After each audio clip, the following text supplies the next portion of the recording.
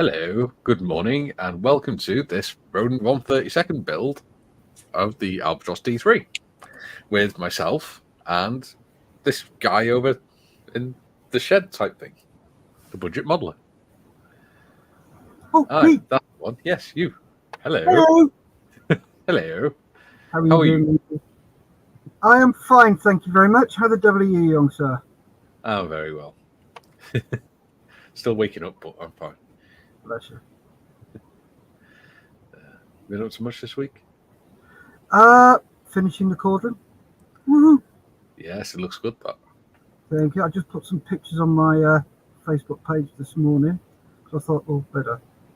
I wondered why I'd seen another set of pictures of it. Yeah. So they're out. I've put them in World War I modelers as well as my own stuff. So yeah, I'm really happy with how it's turned out. It's that is my best model ever. I really am chuffed to bits with how well that came out. It's just really chuffed with it. Really chuffed. Yeah. So, what have you been up to this week, Mikey? Started the beer barrel Spitfire yesterday with Gary and John. Oh, you finished the whippet? Yeah, we finished it. Nice. Those things don't take long at all, do they? No. And they're a really nice build. Yeah. So we started the beer barrel Spitfire yesterday. Cool. So what we're doing is we're sort of getting as far as we can in each section during the video, and then finishing that section off camera. So we very nearly finished the engine yesterday. Awesome. Rather than wait until next week, we finish the engine off, so next week we can work on the mounts and firewall and things. Yeah. I saw a bit of it yesterday, and it looked. I tell you what, I'll get a sentence out in a second.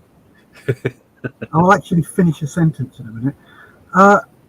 Who makes it? ICM. What scale? 1/48? Yeah. Cool. ICM's are really nice kits. I do like them. Yeah. I've been working on my farm as well. On your what? My farm. Your farm? Yeah, for my friend. Oh, that's right. Yes. Dad was a universal carrier driver. That's right. Yeah. Cool. It's got hay and a little pigsty in it now. Nice. Are you leaving the wood as it is, or are you going to be covering that? Ooh, I'm not sure. I think stain the wood. Yeah. Because the wood's quite red and dark anyway. It just looks bright on camera. No, I mean the base. Oh, yeah, I'm going to be painting that because it's the story that her dad told her was in a muddy farmyard. Right. Okay. Cool. So I'm going to put mud on it and put grass on the outside with mud tracks going out. Yeah. And then maybe a horse or something looking over the gate. Nay. At the soldiers with the universal carrier. Cool. Yeah, I haven't done much. I've been helping Kay with her model. Yeah. Because she's taking upscale modelling now, which is great. Nice. Because she can't complain at me doing it now. That's the thing. Get them involved.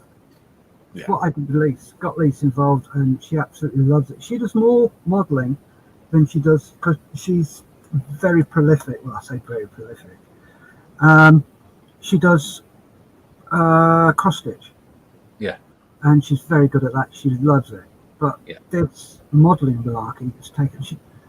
My missus doesn't make plastic scale models. She gets those flat pack kits, and she makes those. Yeah. So Cute Bee, Low Life, and stuff like that. But she also likes the rocker and the U-gear stuff. So the wood makes wooden things, especially the musical instruments. She made the moving cello, which is absolutely stunning, and she's made a working hurdy-gurdy. Yeah. It's mad. You just ding diddling ding ding ding ding diddling. It's like cool. Cool, that way. And it's easy to buy presents for. Yeah. Yeah. Yeah, Kay's working on a German refueling truck. I saw that looks fun with the Schwimmwagen. Yeah. Yeah. Nice. It was quite fun spending the afternoon together working on that. Yeah. And this afternoon I'm taking Morgan to a presentation night for school. So, All right. yeah. That should be interesting. Which is what? I think it's because it's the end of the year, isn't it? And I think it's because he's got one of the system they have. Whereas in school we just had, if you mess up, then you get told off. Yeah. You get in trouble. Now they've got, if you be good, you get points, and if Oh, you nice. get points, you get a certificate at the end of the year. Cool. So I think it's something to do with that. I'm not sure. Nobody's really told me. I've just been told, but I'm taking to it. Nice. So before we go to have a look at our moggles, shall we go through the chat? Because there's quite a bit to catch up on. Yes. Steve T says, "Morning all, how are you on this wonderful day? Wonderful, wonderful day." Awesome, Very good. thank you. Tiff says, "Morning Steve, all good here, how are you?" Steve says, "I'm good, thank you." Jim says, "Good morning to all." Morning, Jim. Morning, Jim. Hope you enjoyed your 50-mile bike ride yesterday. He did a 50-mile bike ride for Independence Day. Oh, yeah. He must have been chasing after Will Smith. Steve says, "Hi, Jim." Callum's in. He says, "Good evening, all." Good evening, Callum. Jim says, "Hey, Steve." And Tiff says, "Morning, Jim. Morning, Columbus." And Jim says, "And a happy good morning to our gracious hosts." Oh, good morning to you, Jim. Thank you. And to you, Jim. Jim says, "Good morning, Tiffany." Ooh, full name. Kieran says, "Morning, everyone." Morning, Kieran. Jim says, "Columbus models, good evening to you down under." And Jim says, "Kieran, good morning, Kieran." He's well up on his what's called time zones, isn't he, Jim? Yep. Jim says, "Steve, how's your Sea Fury coming along?" And he says, "Steph, saw the latest installments of the Cauldron Bill yesterday. Once again, mate, bloody awesome." Thank you very much indeed. Steve said, "Jim, it's coming slowly. I've just been gluing on the upper parts of the inner wings and found out that it's hard to clamp the trailing edge of the wing as the clamps slide off." I've got... Right. I find that was my biggest bugbear. But I found a way you can resolve that. Give me a second. Let me flick over. Oh, okay, that's interesting. Why is my Brio not working? Have you put the privacy cover over it? No, I'd never do that. Okay, and bugger. Let me just restart my video. Today's Tech Support is brought to you by McDonald's.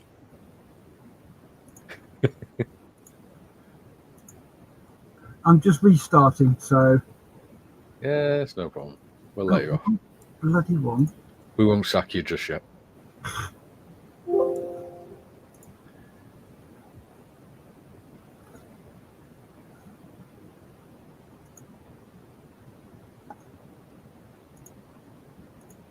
Okay.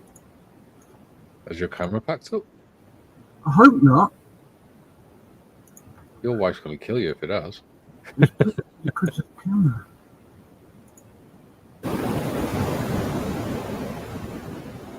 And I'm just starting the Logitech capture software, and that'll tell me if the camera's working or not.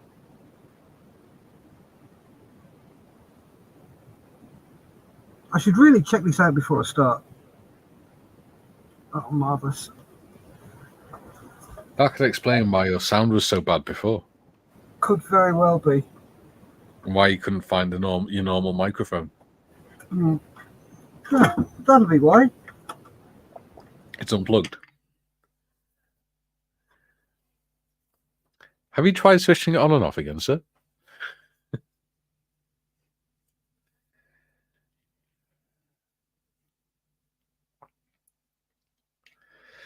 In the meantime, I'll carry on with the comments while you sort that out. We'll come back to that one. Jim says, unexpected rain along with stifling humidity forced me to cut short the ride. I got in 40 miles, not 50. Bugger. But still, that's 40 miles. I don't think I've driven that far in about 10 years. Kieran says, hi, Jim. Hope all is well. He also says, Steve T saw the pics of the Sea Fury. Looking good.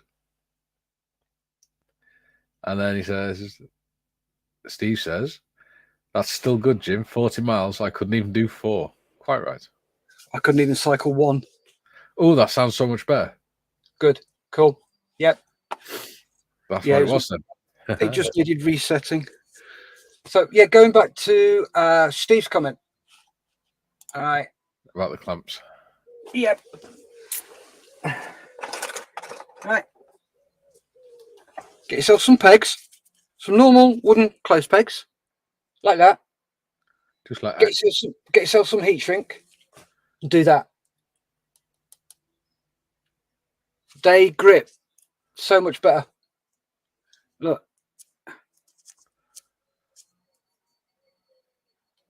And they don't go ping. So that's it. That's what I do. Yeah, it makes you wonder why all these companies that make all these clamps, why they put solid plastic clips on the end of them. Yeah. Covers on the end of them. To go on with solid plastic. Yeah. It doesn't work. So, yeah, there you go. Tiffany says, sorry, Steph, but that red thing hanging up next to what I assume is your mask looks like ladies' underwear. It is. It's my wife's G-string. And it's been there for years. Initially got there as a bit of a joke because I was doing some cabling and I was using a G-string, as in guitar G-string. Yeah. And she came and says, what are you doing talking about G-strings? And so I said, well, I'm talking about this G-string. I'm showing you, we're chatting away. This was, I think when I first started, I was doing it with a couple of the guys. And she said, here you go, you can have these because I hate bloody wearing them. So I put it there and it's been there ever since.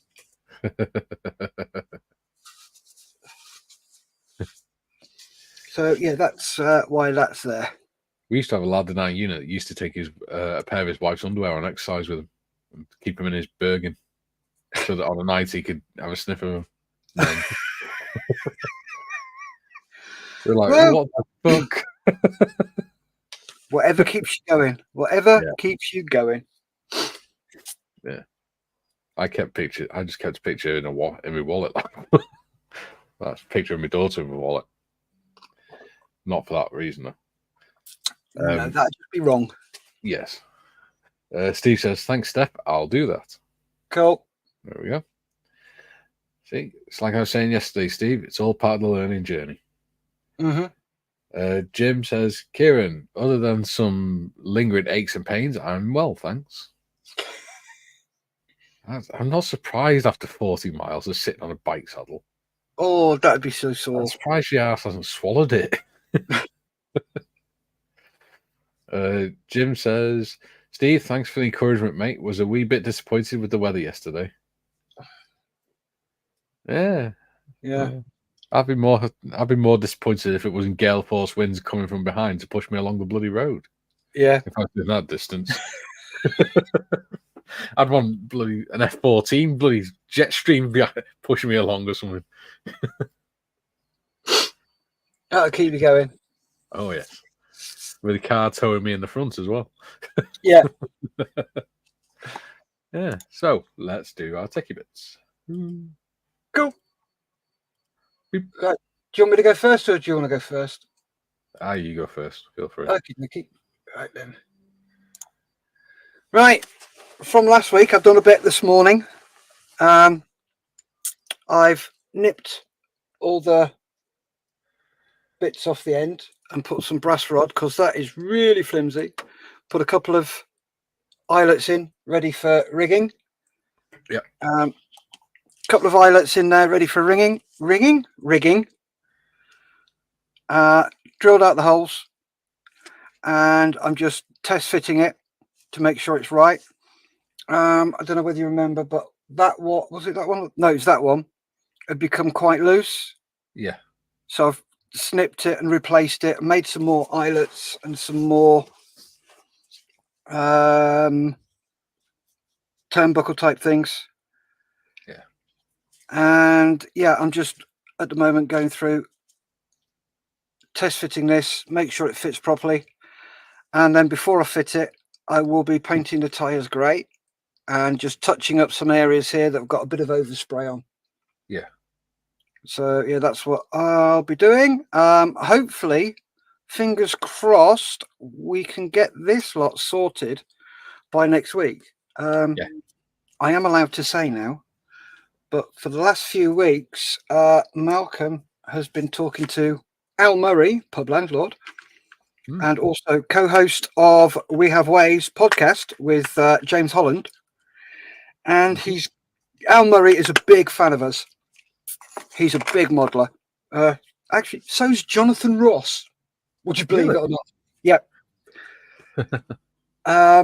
So, yeah, they've been talking, and it's now organised that Models for Heroes will be attending We Have Ways Fest, which is at Silverstone, week after next from the 18th, 19th, 20th, and 21st. So that's Thursday, Friday, Saturday, Sunday.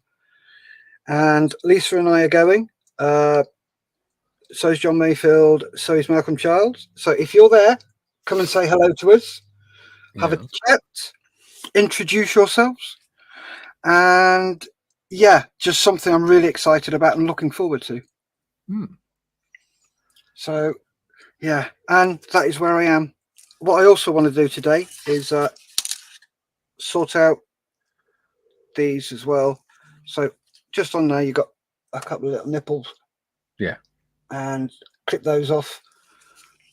Again, drill into it. Bit of brass rod. Yeah. And gives me a solid connection because those are they just sit to each other, don't they? Do you know, I'm absolutely sick of putting the struts back on the top wing. Yeah. Every time I've only got to move the thing and they break because they're that fragile. Yeah, it's these bits here that go on, and they are just so thin, and it's just a face-to-face connection. Yeah. So doing that just gives me that bit of extra strength. Yeah. I might even, because the outboard cabanes seem fine. Yeah. The inboard ones, I'm like, oh, they look awful. So just do the same again as I'm doing to the undercut. Yeah. So yeah, that's what I'm up to. What about you? Well, as I was saying, my struts are constantly breaking off. I've had enough of them. Going to try and stick them on and maybe get the top wing on. I've also got to do the tail skid because I forgot about that. I can't really move it in a minute because I'm trying to get this brass rod to bloody stay to stick because it's not. It came off whilst we were talking before the show. Oh, bloody hell. It seems to have stuck a bit. But the engine's done. The machine guns. Yeah. And I need to put the spinner on as well. Yeah. I'm really liking how the paintwork on the spinner and the cowlings come along.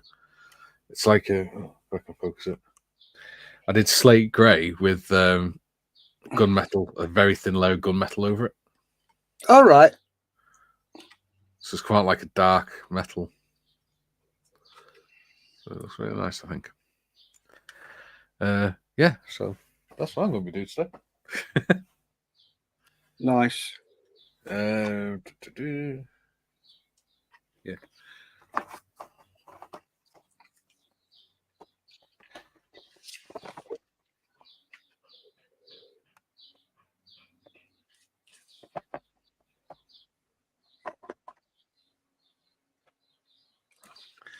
It's one of the advantages I've got is I don't have to worry about going to shows and things because there are none round here. Oh, bless you. It's always enjoyable going to a show. I love it. Yeah. I think the nearest one that's been to us in the last couple of years is Crew. Right. That's not exactly close. No.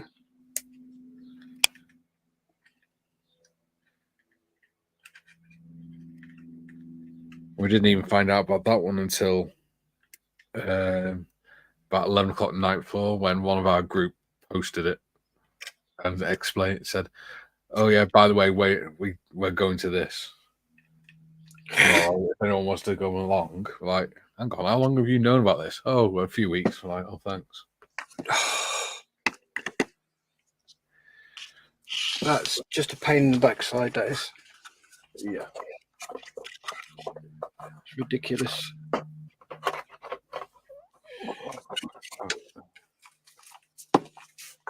So, yeah, but never mind. It is what it is. I enjoy the making rather than displaying anyway. I don't have to face people's judgments.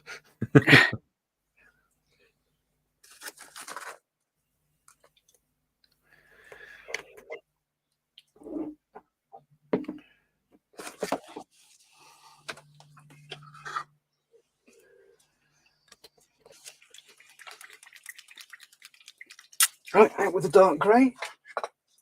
Excuse the vibrations for a moment.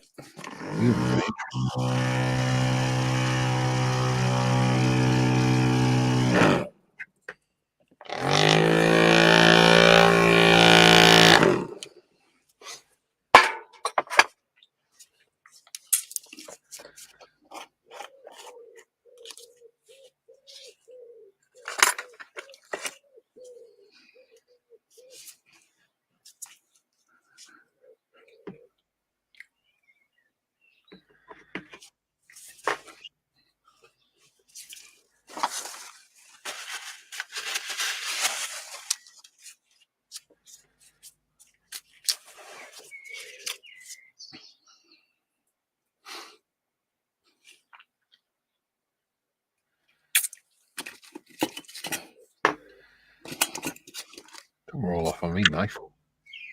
Yeah.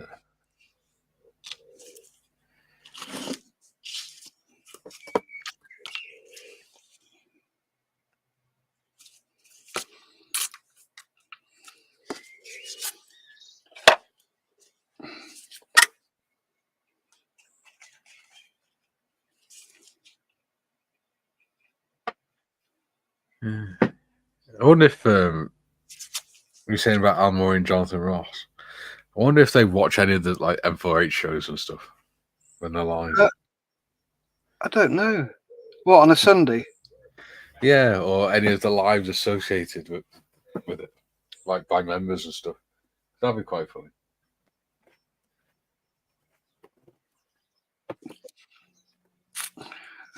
I will find out.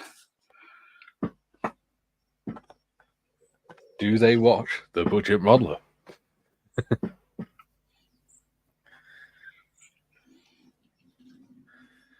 Thing is, if they told me they did, I wouldn't say anything.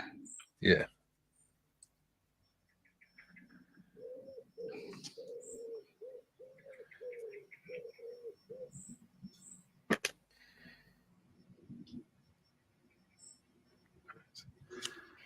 So.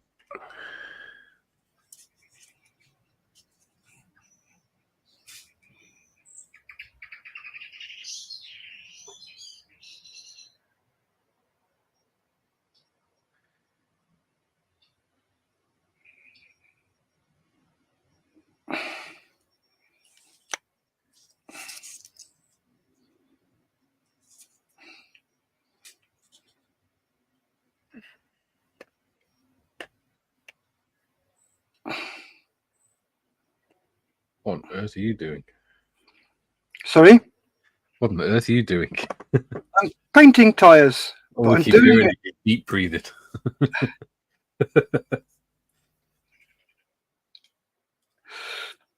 The way I get it nice and perfect By holding your breath. No, well, that as well. Controlling it anyway.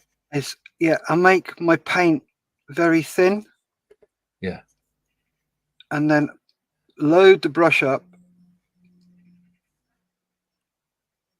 and do it. Yeah. And just allow capillary action to work its magic. Do you know how I get it so perfect? Go on then. Give it to someone else. No, I did pretty good. I just did all that freehand. There you go.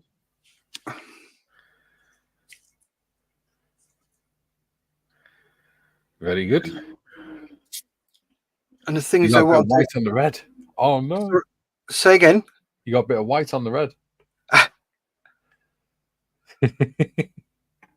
Yeah, whatever. Mr. Perfect. No, you did. There's a bit on there. I'm going to drive your OCD crazy. No, I didn't. Git.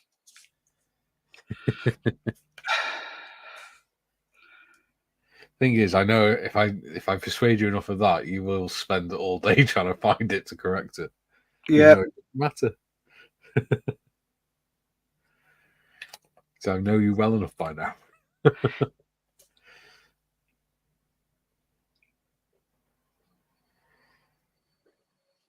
Oh, that's better. Oh, yeah. Okay. Oh, we got some more people commenting. Cool. Jim says, "On with the build, Albatros!" Yay! Squarish, aka James, is in. He says, "Good morning, all." Morning, James. Good morning. Jim says, "That's how I do it, Steph. Then the paint, hold my breath, and hope for the best." Oh yes. Steve says, "I went crazy and bought a spray booth, some silicone sealants, and filter pads. It's coming today, and I'm going to make my own bucket filter for it. No need to spray in a dark cardboard box now. Well done, Steve. Yay. It'll be worth it, and it'll save your bloody chest." Yep. Jim says, "Thin the paint." Ah, that makes more sense.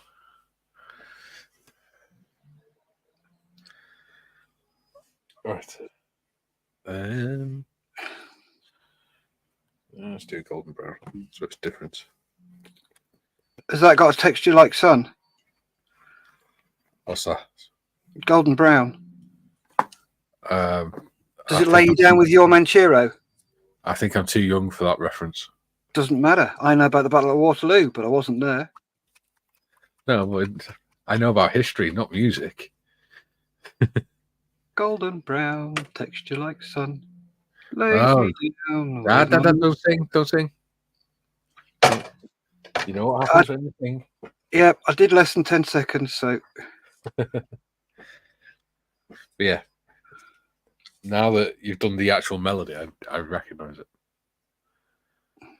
I'm not very good with lyrics unless it's stuff like Phil Collins and things. Unless it's who? Phil Collins and stuff like that. One of my favourite artists. Yeah, because that's pretty much all I listened to when I was growing up. And the old drum solo. Yeah. One of my favourite ones is The Roof is Leaking. Right. That's a good song. It's all about a guy who's struggling to provide for his kids. And basically, he's doing everything he can to make sure his wife and kids aren't too cold and they're getting at least something to eat and things, whilst he's shivering and he's freezing cold. He's have to sleep in front of the fire and stuff. Yeah. And then it goes on to when his kids are growing up, he hopes they're having a better life than he did. Yeah. So it's a nice song. And that's why it's called The Roof is Leaking. Because the main line is, "The roof is leaking and my hands are frozen. The kids are crying, but the sheets are so cold."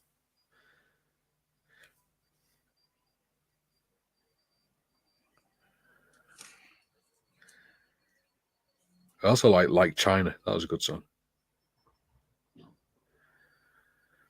But I do like some of the early stuff by Genesis as well, like Peter Gabriel stuff and things like Selling England by the Pound and things. Yeah, I love Peter Gabriel. Mm. Have you ever listened to his stuff? I've listened to some of it. Things like Salisbury Hill, Games Without Frontiers. Do you know what? My dad had all the original LPs, and when he moved out, he left them all behind, and I had them for years. And then my mum threw them out. Oh, good Lord. And I had Selling England by the Pound, Trick of the Tail, Home by the Sea, everything, all on the original LPs.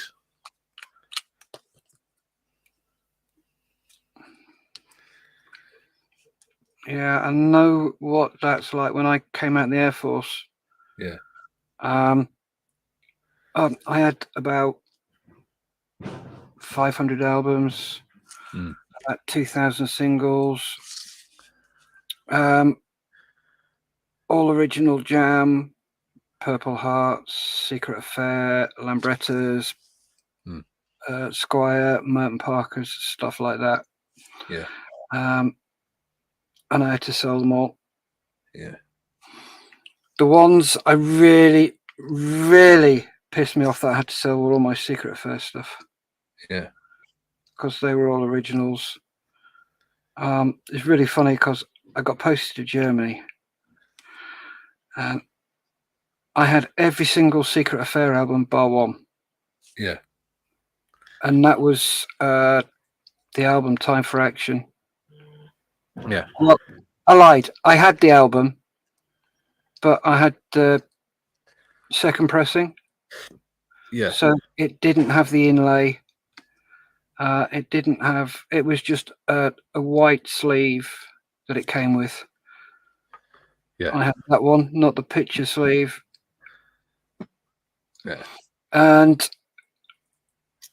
we went out to Arnhem one day, and we're in this record shop. Now this is 88, 87, 88. Yeah. And I thought, let's have a look. And there it was. 10 guilders, which is about £2. And I'm like, I'm having that. That is going in my collection.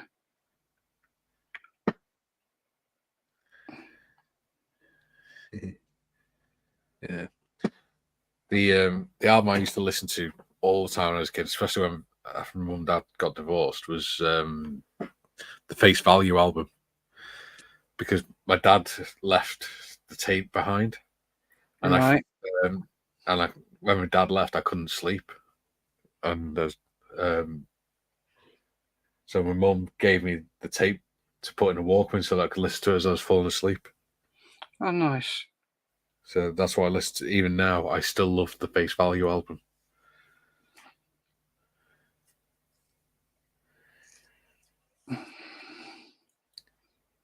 How old are your parents? God, my mum's 65 and my dad's 59. All right. Yeah, so your mum's a bit of a cougar. Or is she a puma, a cougar in training? Well, apparently when they're dating, one of the things my grandma said to her was, how do your parents feel about you dating an older lad? And Older lad? Talking about? No, older lad. And my mum turned around to my granddad and said, "What are you on about? I'm 5 years older than him." Nice. Nice. We got divorced when I was 6. Yeah.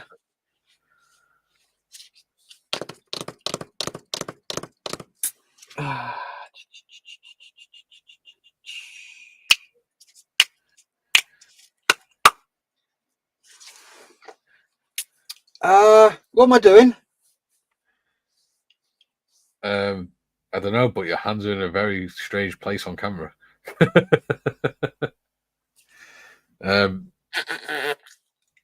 You were doing your undercarriage.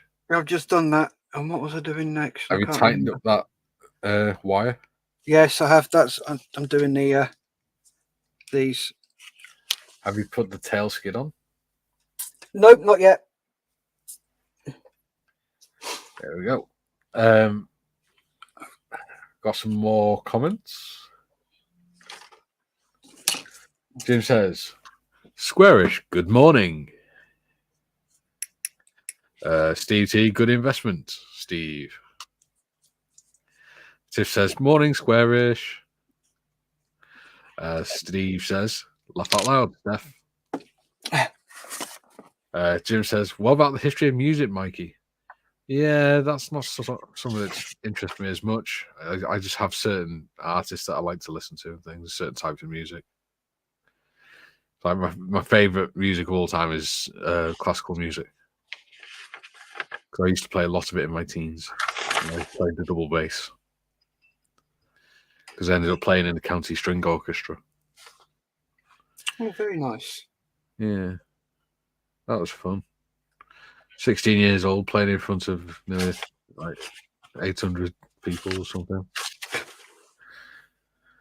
Yeah. I when I saw, it didn't really hit me how many people were performing in front of until I was sat at the back of the hall, because they used like the sports hall of the leisure centre, and it was only as I saw the chairs slowly filling up the entire hall, I thought, I can't do this. So I snuck out and nipped over to Asda and got one of the small bottles of whiskey and downed. I just sort of fastened my coat up over my county uniform, and then just downed a small bottle of whiskey, and then went and played. And my dad said it was fantastic, and it's the first time he'd ever been to watch classical music or listen to it properly. So, yeah. Tiffany says, I think for copyright purposes you're allowed 15 seconds, but don't quote me on that though. Yeah, I don't know. Who knows? YouTube are bizarre. They change the rules all the time. Yeah. Jim says, I like to learn the history of just about anything I read. Well, you don't read. Well, you can read music. You can read the sheet music. In fact, I've got books and books of guitar tabs and stuff like that in the other room. Jim says, first 3 Gabriel records are the best for me. Can't relate to his newer work. I do like Selling England by the Pound. And Nursery Crimes. That's a brilliant album. It's so bizarre. Steve says, the album I've listened to more than anything over the decades is easily Jeff Wayne's War of the Worlds, a truly epic album. Oh, yeah. The new version or the old version? The old version's got Richard Burton on, and the new version has got Liam Neeson on. Oh, I didn't know Yep. that. Jim says, did you have any Brian Eno, Robert Fripp records? My brother introduced me to that. I have no idea who that is. Brian Eno? Yeah. Yeah. Not my bag. But as an FYI, War of the Worlds is at the O2 next year. Oh. I am going. We've already got our tickets booked. I really enjoy Carl Jenkins and Andre Rieu. I love his music as well. What's that? Andre Rieu. Yeah. The conductor.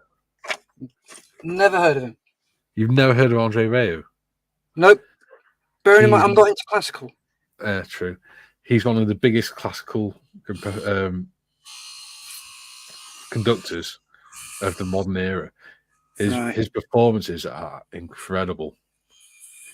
As he's conducting, he's also playing the violin and he's dancing and singing, not singing, but engaging with the audience.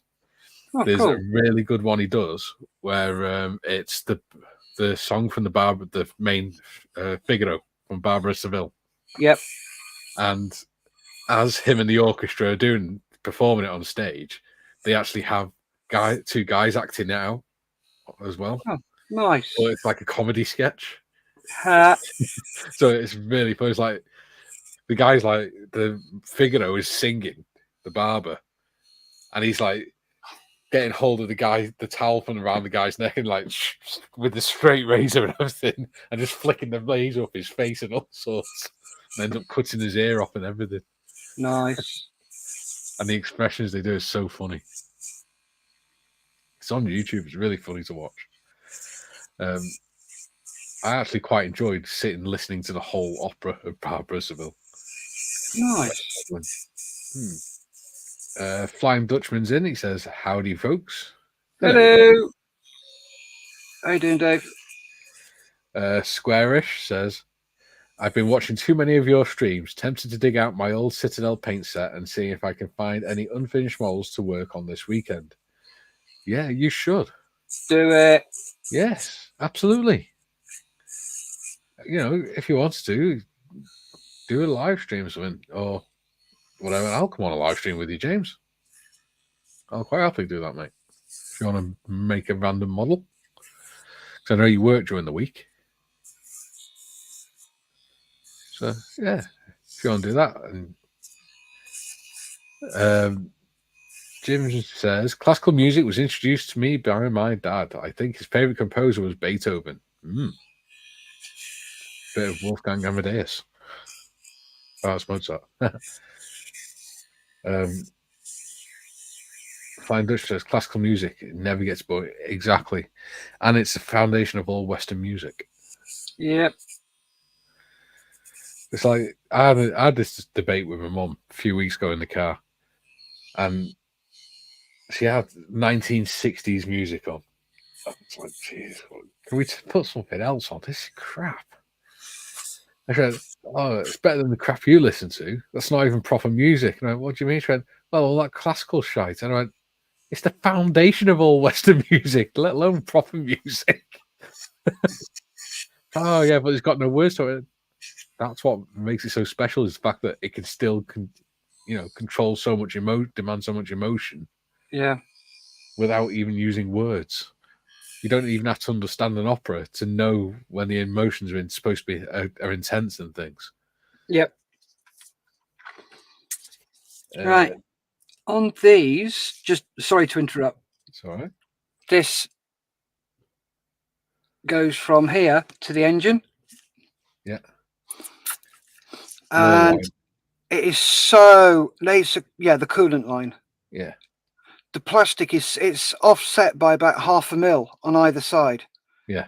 And if I sand that down, that's going to look bloody awful. So I'm going to have to remake it using brass rod. Well, brass tube. That's what I was thinking of doing. So, yep. So, right, what do I need? I need a piece of thick plastic. Yeah. So yeah, Steve says the old version he prefers, Steph. Yes. Yep. And Jim says, Mikey, this conductor sounds like how Ian Anderson used to lead the band Jethro Tull and engage with the audience. I'm not sure I've ever listened to Jethro Tull.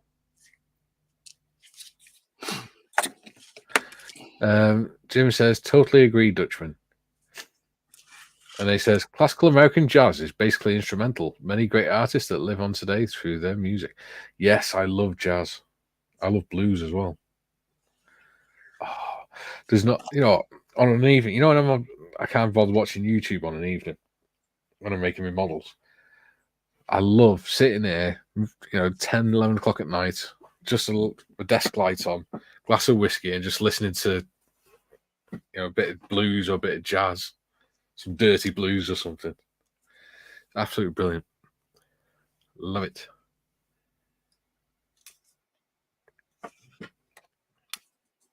It's so relaxing.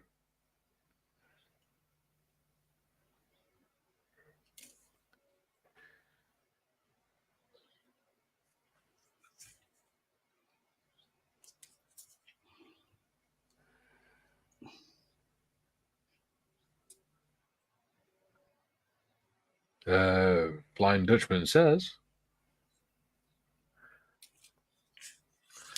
Remember hearing Short Ride in a Fast Machine for the first time. Amazing form of modern classical music. Ooh, I'll have to check that one out. One of my favourite songs, classical songs, is Palladio. That's because that was one of my favourite ones to play. Because it's got a really big double bass part in it. Right. Literally, the whole song is boom, boom, boom, boom, boom, do do do dum, do do do dum. It's really interesting because you have to switch between pizzicato and bowing and things. Mm-hmm. It's really fun to play.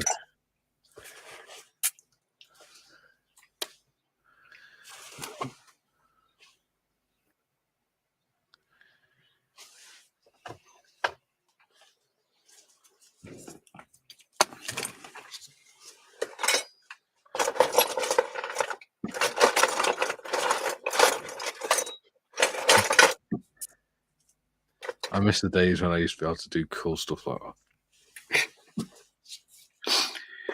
Right. Mark 1 Nucky tool. Ooh, yes. Right. Jig ready. Flying Dutchman says it's from John Adams. Excellent.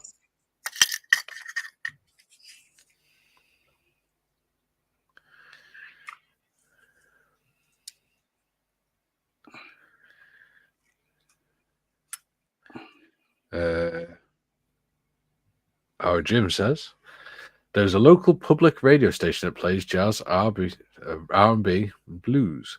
I stream their signal for hours and hours every day. I don't blame you, to be honest. That's probably why you're so chilled out.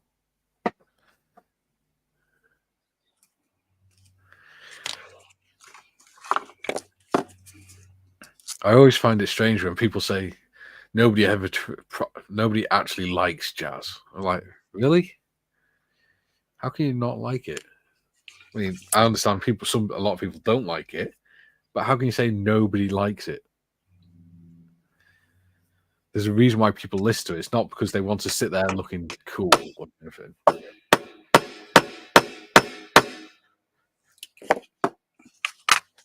Dutchman says the theme is sometimes used as a news introduction theme.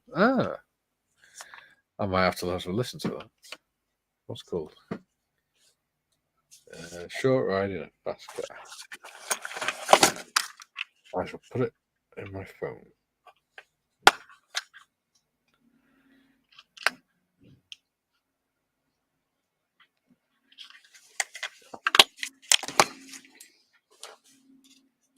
Oh yeah, BBC Proms 2014.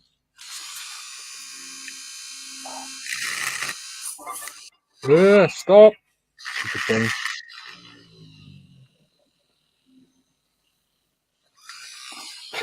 El Barbiere de Sevilla. Lovely opera.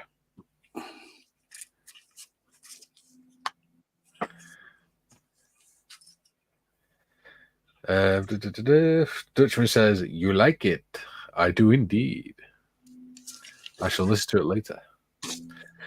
Jim says, thanks for the compliment, Mikey. You might have a different opinion for a round when I build models. Well, you get to see what I'm like when I'm building models on here. The only difference is I don't usually talk as much because I'm on my own.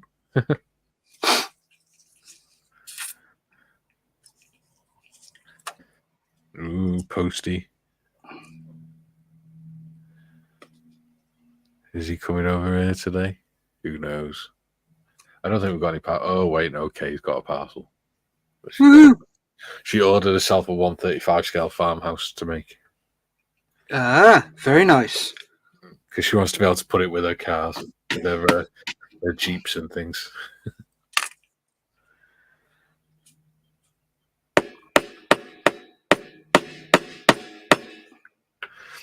I've got Mark 1 twatting stick. That's mine. Yeah, little metal and rubber one. Yeah, well, this one's got plastic, and you can change the heads on it as well. Right, cool. You got different shapes and stuff and materials that you can use.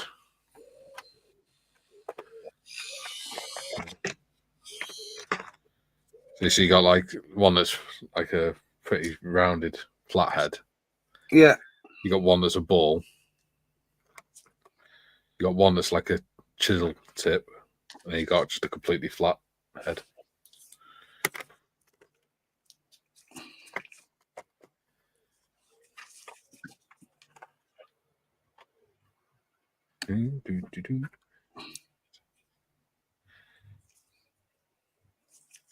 Let's see if I can get this to glue on and stay on.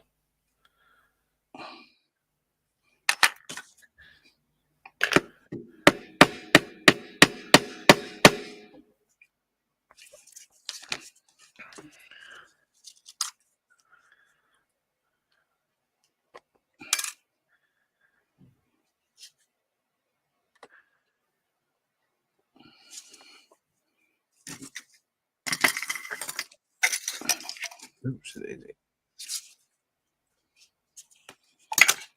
Get on your swan. Why?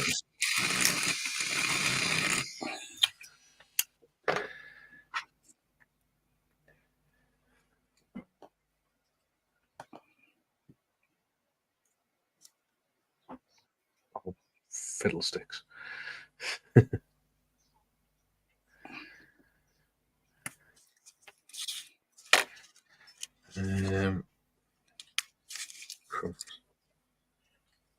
Jim says useless military history information. 5th July 1943. Operation Citadel is launched on the Eastern Front. It will culminate in a massive tank battle. It will indeed. Ooh. Yes.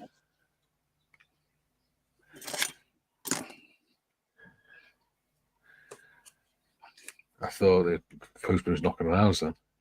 Then I realised it can't be. He knocks like bloody thunder.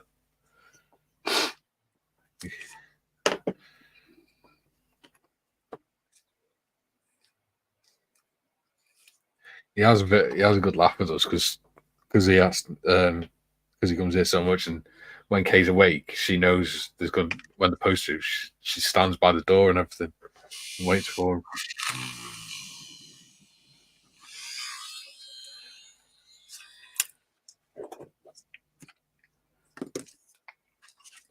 Uh, 2 seconds to. I'm just trying to stick this on. I'm getting distracted.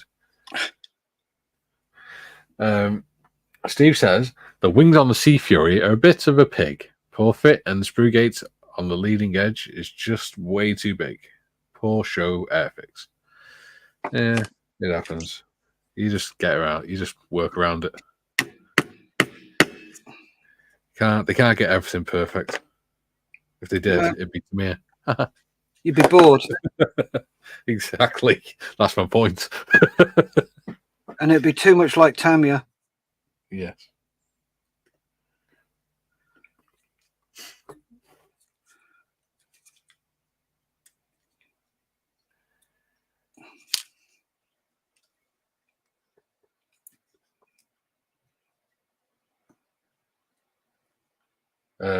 Our Jim says. Question: in regards to World War One airplanes, is it necessary or just more helpful to paint parts before assembly? Personal preference, I think. Yep. I would definitely say personal preference. Tiff says, I enjoyed my Airpix kit. And Dutchman says, there can be only one Tamiya.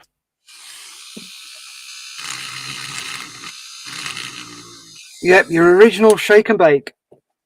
Yeah. To be fair, I think if all models were like Tamiya, I don't think people would take up the hobby. No, they wouldn't, because it'd be too easy. Yeah. Likes a challenge with us.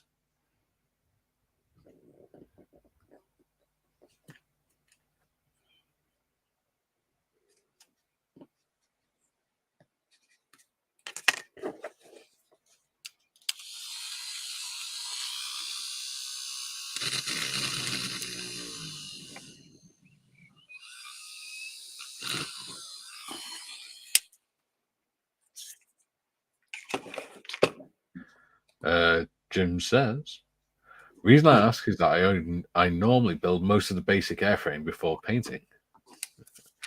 It depends on the kit. I think with these ones, there hasn't really been any airframe to speak of, has there? No. So you sort of have to paint it as you go along.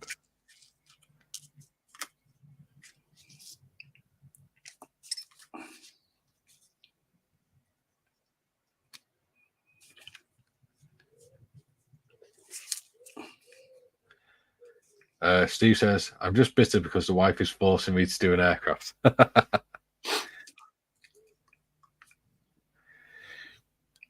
I'll be honest with you, what I've found is armor modelers chuck it all together, then paint it, whereas aircraft modelers paint it, then chuck it all together. Yeah. As in internals and stuff like that. I'm not talking about outside and stuff. I think that's because with armor, everything's either hidden or very open. Whereas with aircraft, everything's confined. Yep.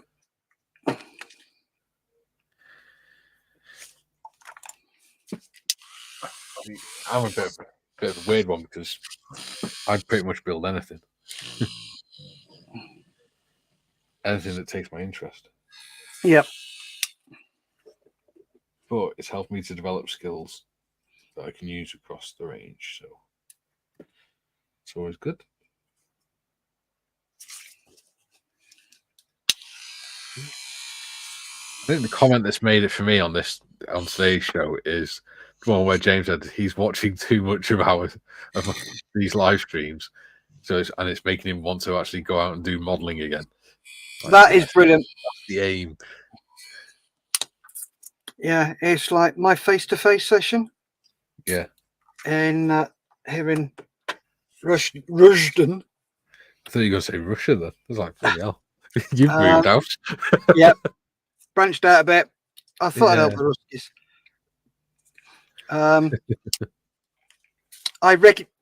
Excuse me, hiccups. I regularly get 7, 8 guys turn up. Yeah. Not including me. Yeah. And I had 3 bloody walk-ins yesterday. One's a Royal Marine. Yeah. So my first question to him was, "You bandsman?" He went, "Yeah." Bugger, that failed. One's a Blues and Royals. Yeah. And one's a civvy who wants to come and help. Oh, excellent. So he works on civvy aircraft. Yeah.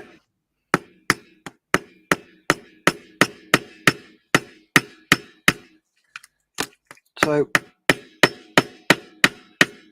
as I normally do, I explain to them, right, this is what we do, this is how we do it.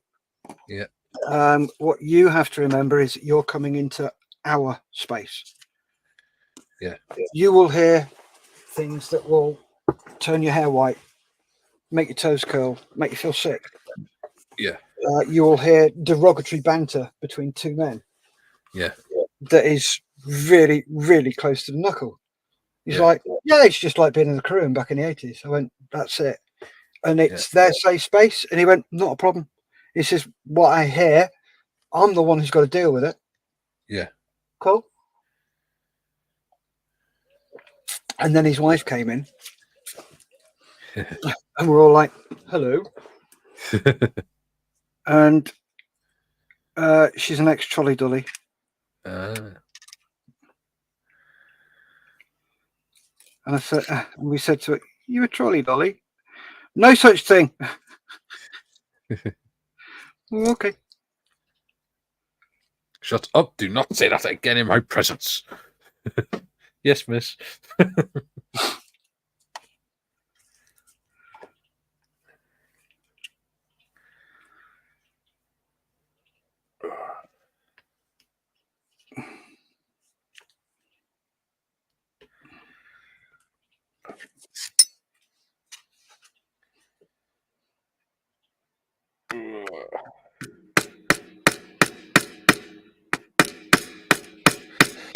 Jim says, I build mostly World War II monoplane aircraft. I could see that there would be a different order of process with a biplane model.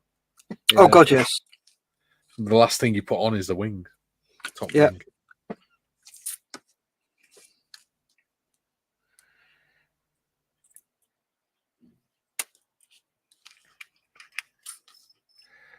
Jim also says, Steve, what's your next armor kit? Whatever his wife tells him.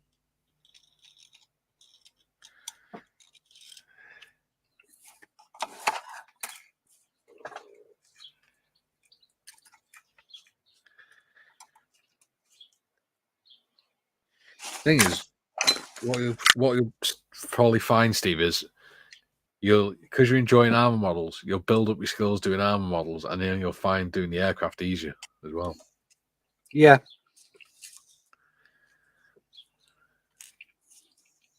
Woohoo! There you go. What have you done? Oh, she's white paper. Oh, I've nailed the board to the bench. There you go. All right. Okay. Yeah. The Cool. original's on top. The brass one is reproduced underneath. Excellent. So I'm quite chuffed with that. That's come out really well. Well done.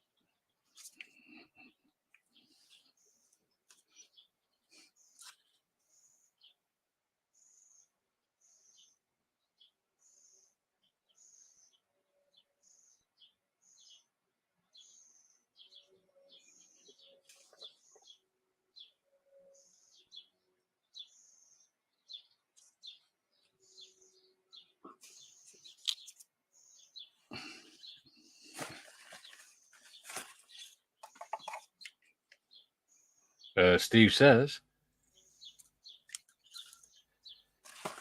Jim, that's a toss-up between my Meng D9R bulldozer and a mini art coal lorry I have. I really wanted to work on one of those. If you're not confident making small aircraft and basic armor, and you're still trying to build your confidence to that, don't go into things like a D9R or a mini art coal lorry just yet. Oh, God, no. Because it will drive you insane. Yep.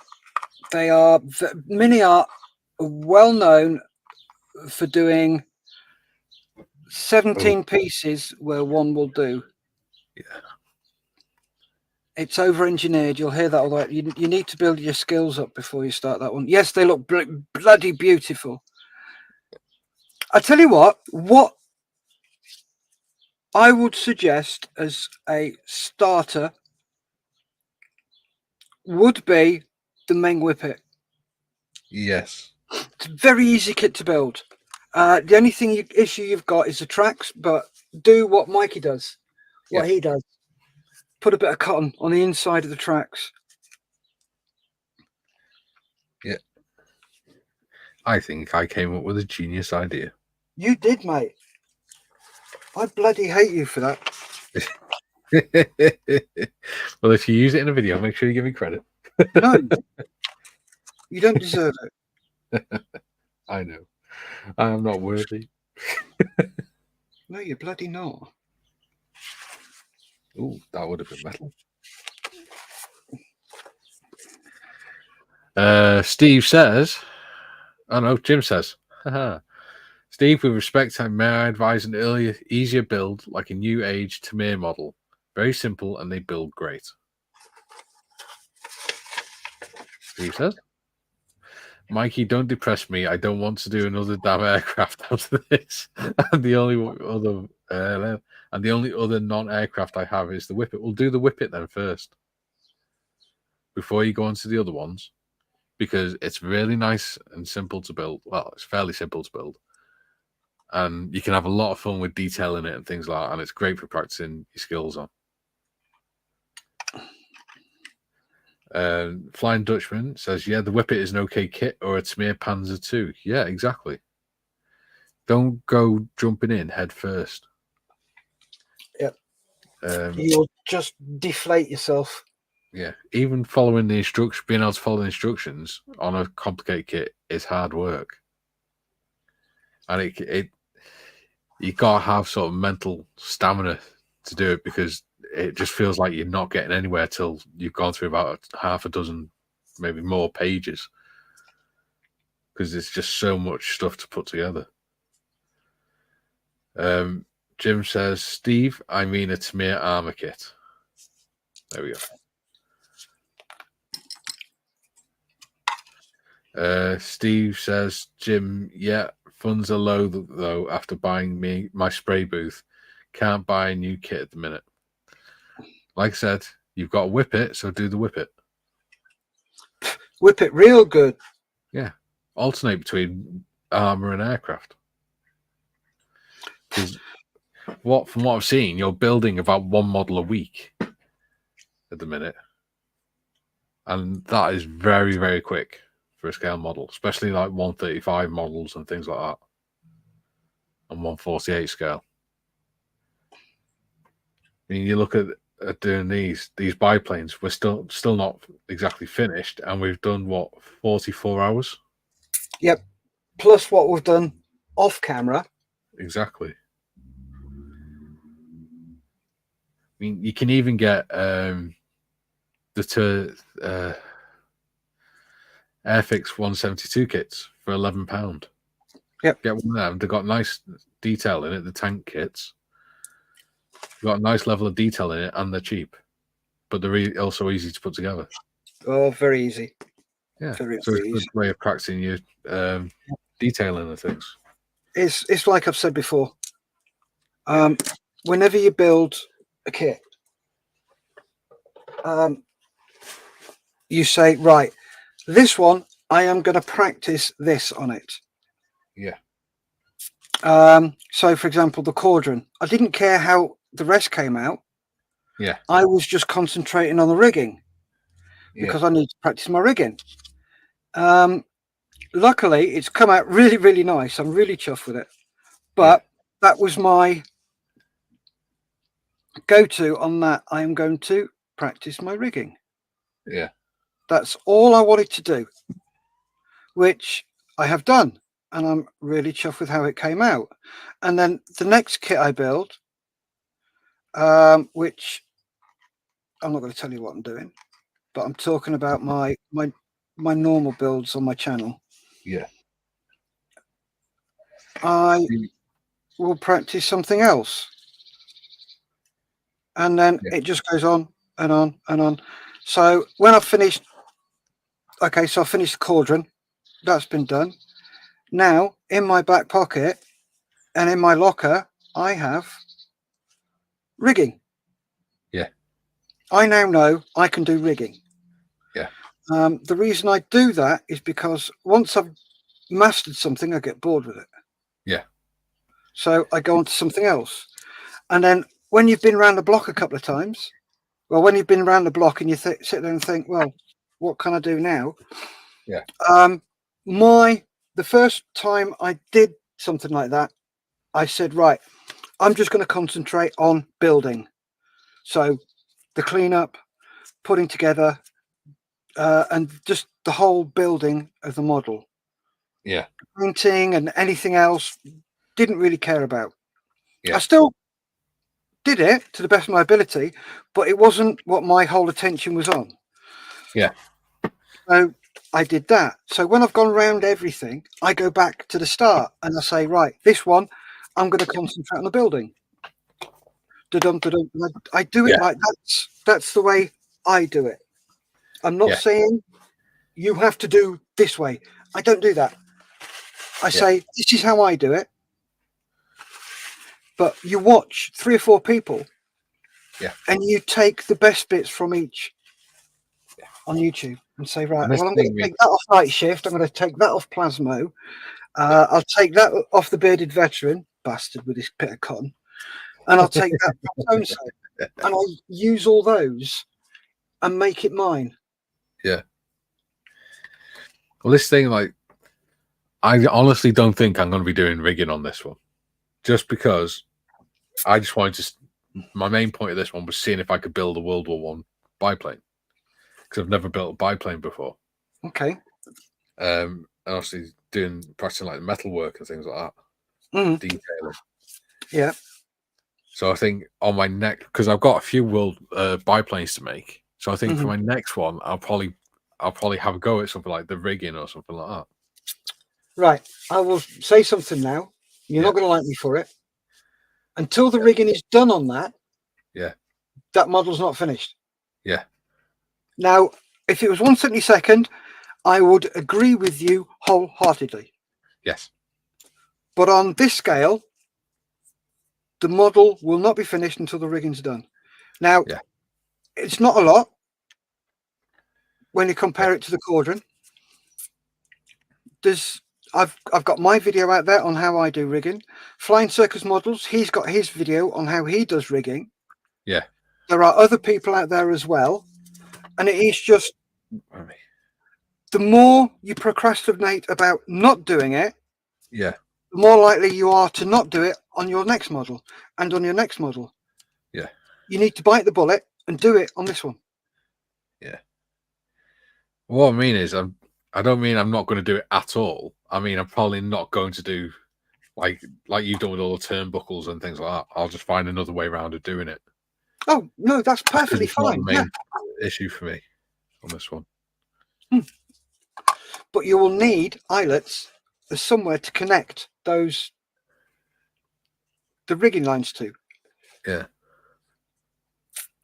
So, we've got a few comments out there.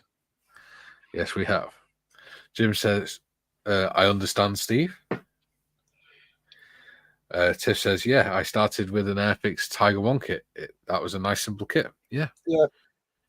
The Airfix 172, even I've done a couple of other 172. Tell you what's a nice one to do. Some of the Airfix 172 vintage kits. Oh. Like the Mark 1 tank and things like that. They're nice and simple. And they're nice. You're a masochist. In fact, I've got one right here on my shelf that I made. Rubicon 156 tanks. They are brilliant. You can build one in 3 hours. This was the first model I made when I joined Models for Heroes. Nice.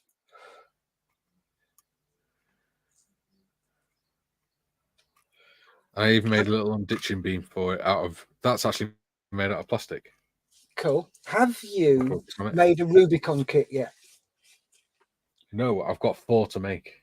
Make one. There you go. Oh, nice. I made that out of plastic. Nice. Well, I really enjoyed that. And then what I did...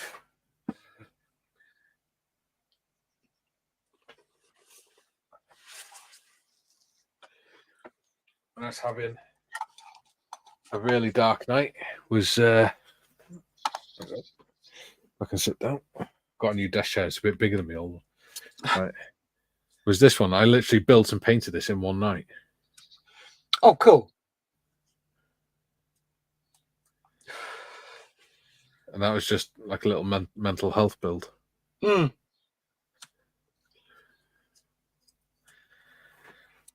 And they're only cheap, the little cheap 172 kits. Yeah.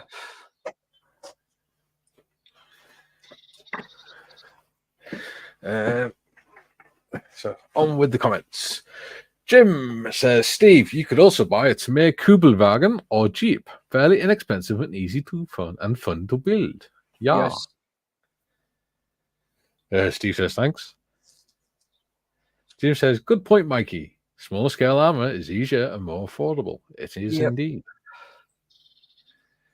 He says, I pretty much build 135th scale armor, but Rubicon kits do intrigue me.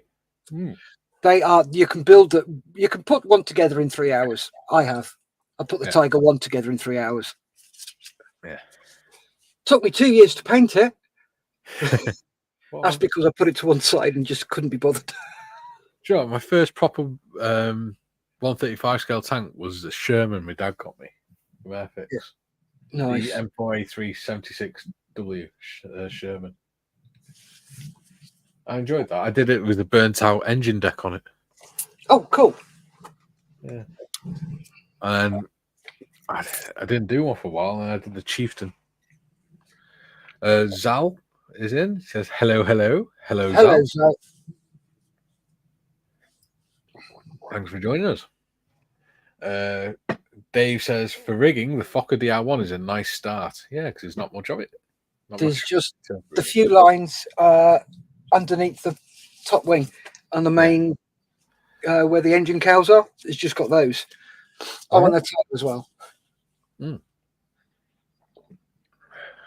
Jim says, biggest current influences on my scale modelling building are Night Shift, Plasmo, Mike Rinaldi, Budget Modeler, and many others. Yeah. Thank you, Jim. Fuck you then, Jim. Being mentioned in the same as Mr. Rinaldi, Plasmo, and Night Shift. Never had that before. To be fair, I struggle, other than when I'm doing lives, I don't really enjoy doing the build videos on my own as much. No? No, I enjoy doing the lives and the history videos more than anything.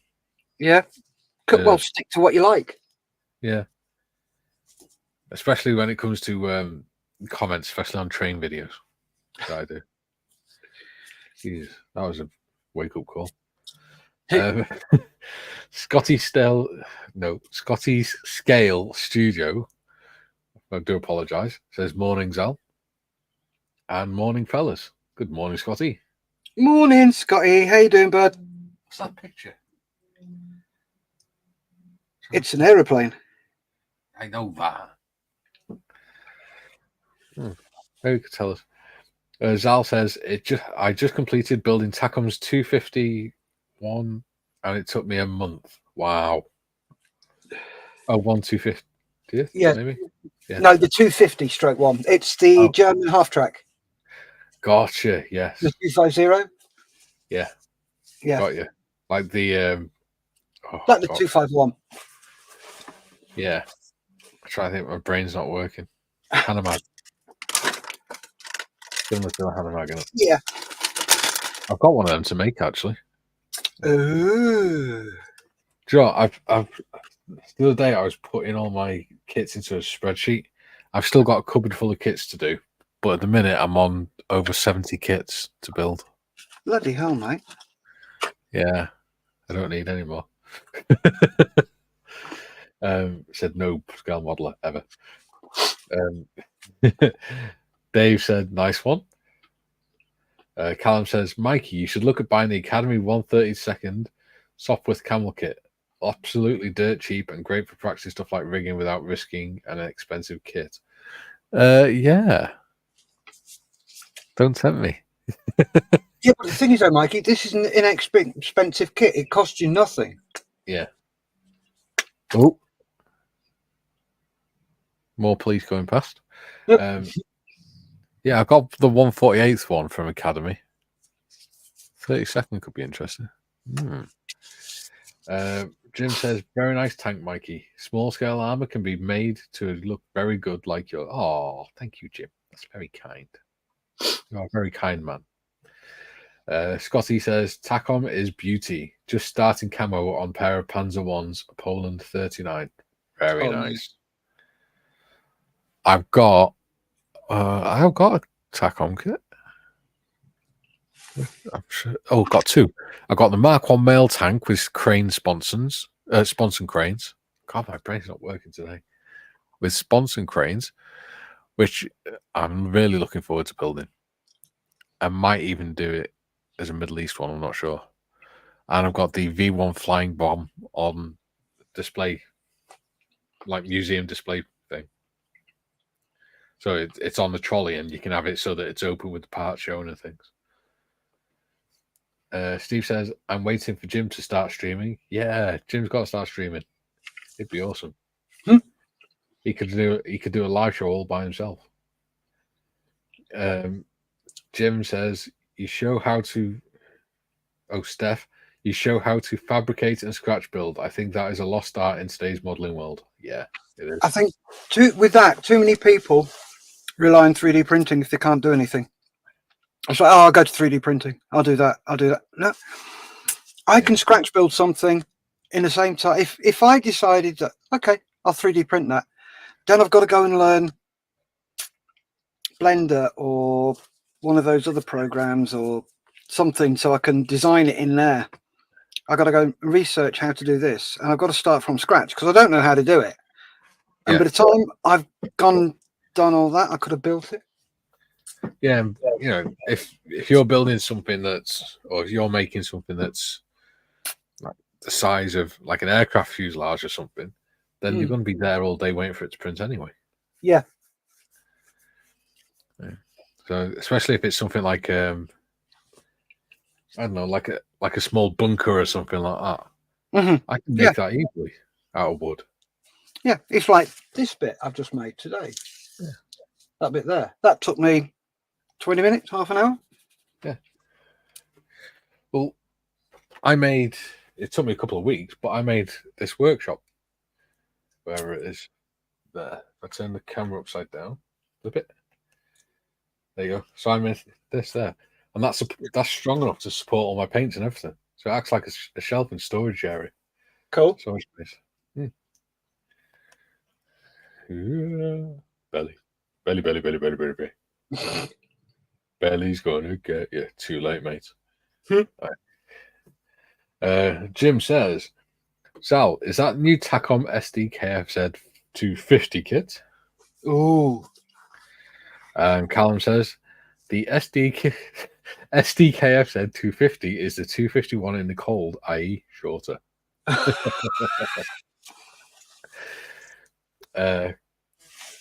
Jim says, Steph, I grew up in an area where scratch building was a regular procedure. It's not a foreign concept to me. It makes you use your brain because you sit there and think, okay, it's like making a jig for that. How can I do it? Making jigs for my turnbuckle bits. Oh, shut up with your noisy exhaust. Oh, he's got his yeah. So yeah, making these little jigs for my turnbuckles. And I was talking to the guy who runs EBMA, and I showed him them, and he's like, "Oh, I like that. How did you do that?" I said, "Well, I'll send you some pictures. I'll send you the pictures." So I emailed him the pictures. Yeah. And he's going to make them out of wood. Yeah. So yeah, it's just thinking about it.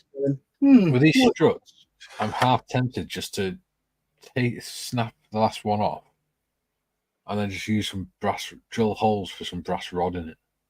Yeah, why not? I don't think these are going to hold very well. No, I don't. So I'm probably going to do the same for the fuselage struts, cabanes. Yeah.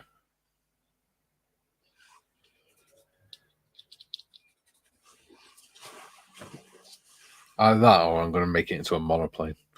I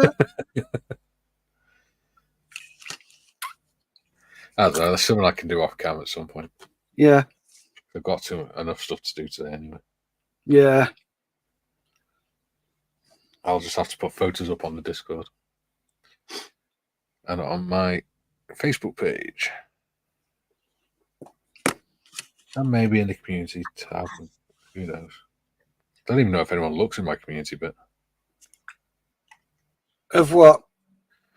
YouTube. All right. Oh.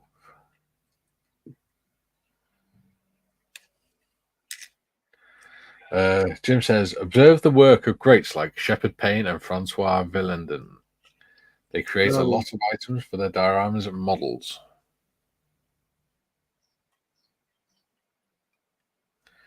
I have a lot of fun with stuff like that, especially I seem to work with wood more than anything with scratch building, Yeah. which has actually become a bit of a running joke on the M4H live show. To be honest, I'm very tempted just to leave that colour, that brass colour. Yeah, probably would have been brass. Mm.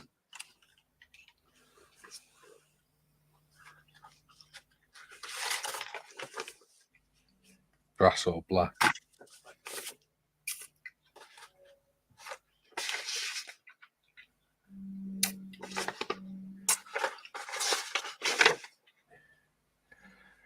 On the YouTube channel, Jim says, on the YouTube channel front, I'm working with another modeler that thinks I would be a very good channel host. I think you would. If you can hold a conversation all on your own. That's an important skill.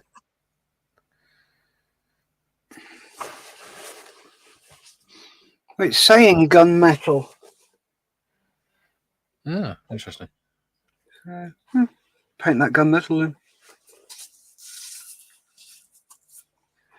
Now I've got to find the other bit that I've just cut off and cleaned up and put somewhere and can't find. Yeah. Ain't that always the way? Oh, yeah. I've gone and lost it.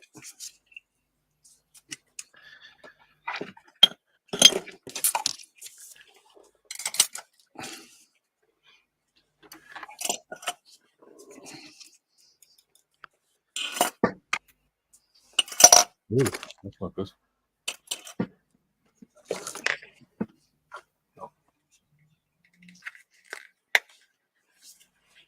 Don't know where that's come from.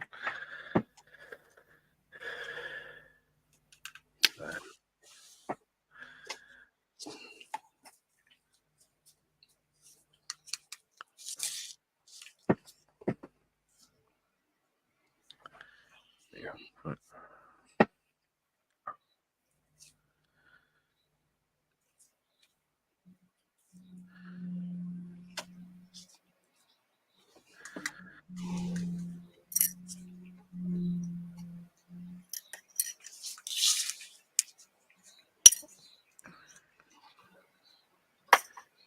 Steve says, you would do great, Jim.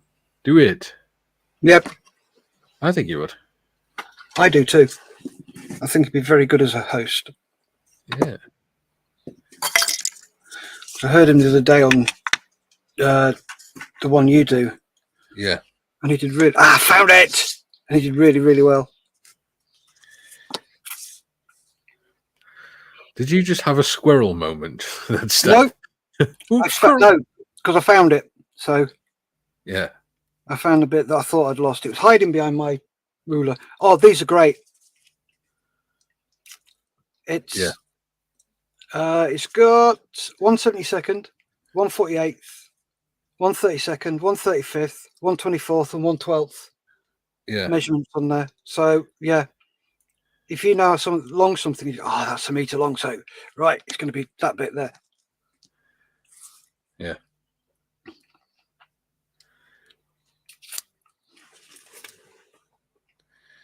I just use scale converter on my phone.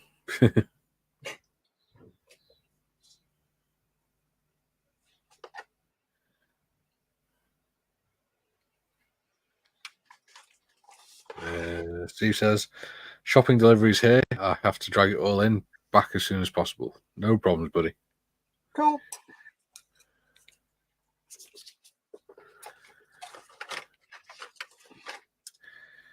Yeah, I quite enjoy doing the live streams that I do.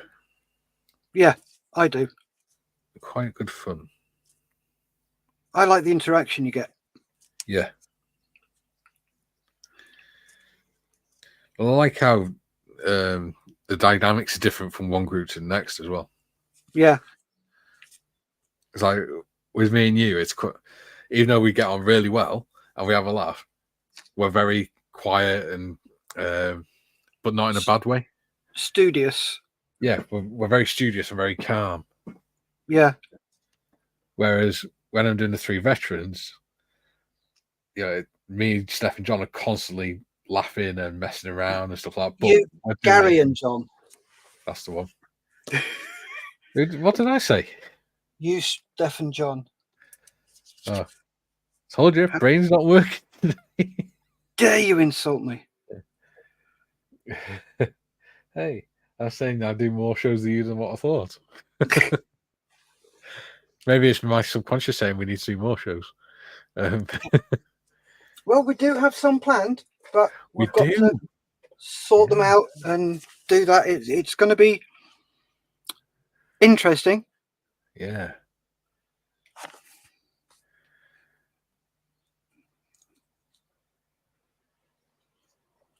Yeah, I think it's going to be a lot of fun. So I've done a little bit of detailing underneath. Get rid of some of the little spatters of metal paint. Whoopsies.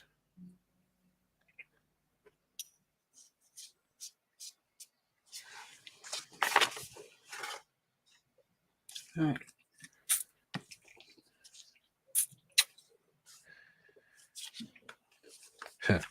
Went into the polling station yesterday. Yeah. You know, you have to give your details to one of the volunteers. Yeah. I walked in with the wife, and the volunteer sat behind the desk was my ex's mother.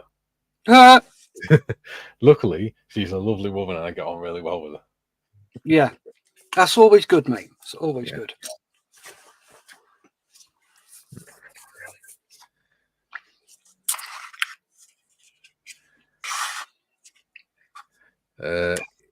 Yes, we know Tiff, but we don't get into politics on here because it's divisive. Oh yes. Me and the missus, we are polar opposites where it comes to to politics. Yeah. Polar opposites. And we had a bit of a disagreement this morning, and we both said, no, we're not doing this. Yeah. Yeah, we just accept each other has different views. Yes. And that's the way it should be. Yeah. I mean, at the end of the day, I mean, technically, obviously, as married couples, you obviously do talk about stuff like that, but technically, one person shouldn't know what the other person is voting for. No.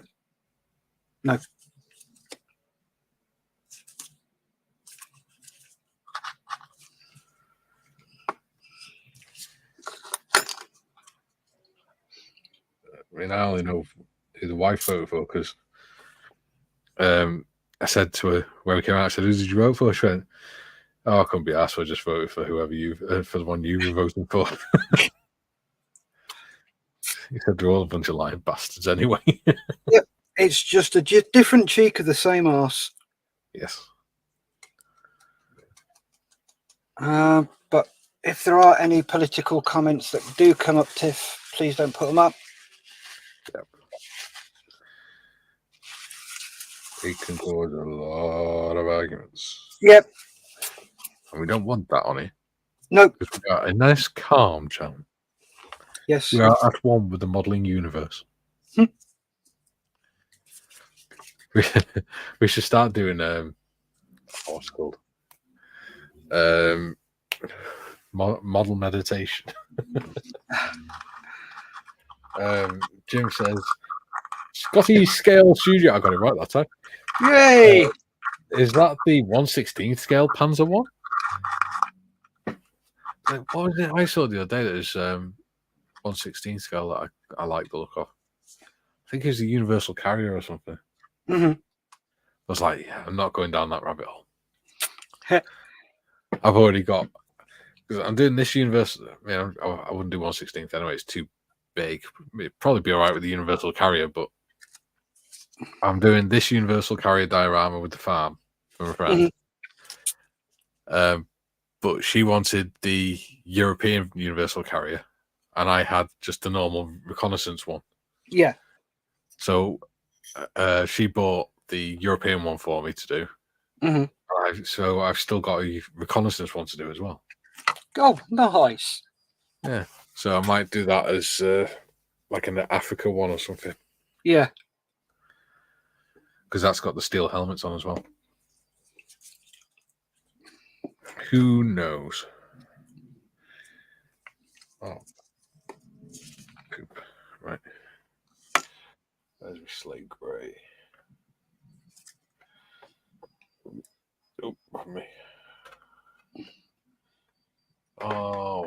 gone. It's like grey. This.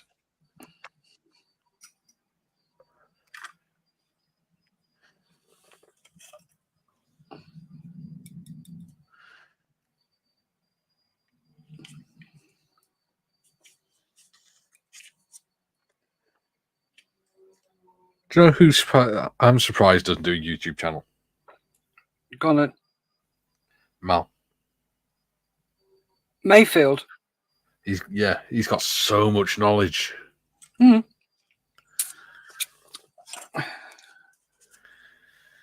He used to do all the masks for Usi van der Rusten.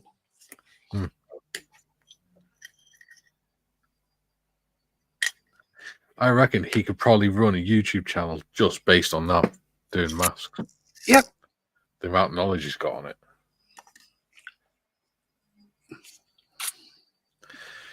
I better stick my spinner on here.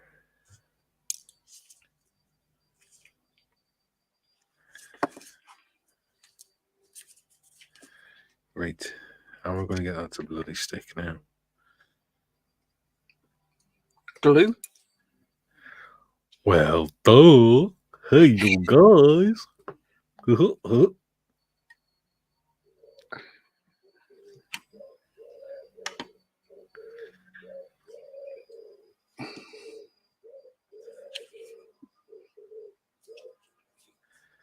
No, because I've rather stupidly painted the spinner plate, the back plate for the spinner. Oh yeah.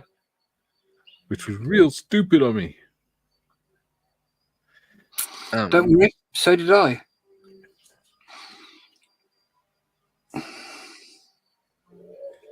And the spinner is very difficult to hold on to without getting your fingers in the glue.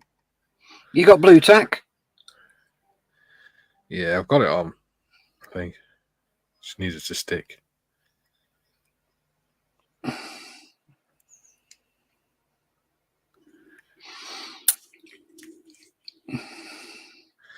Might put a little blob of super glue under it as well.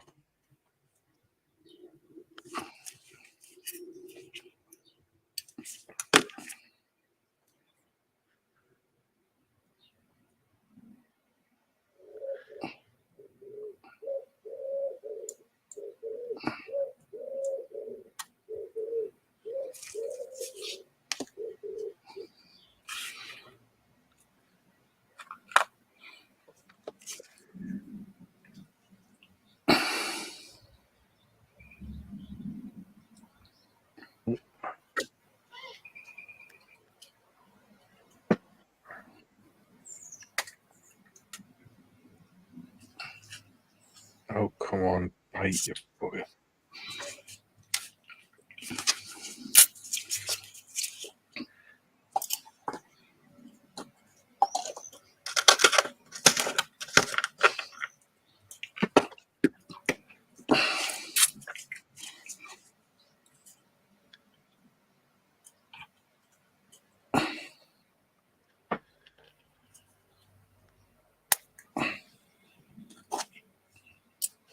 Oh,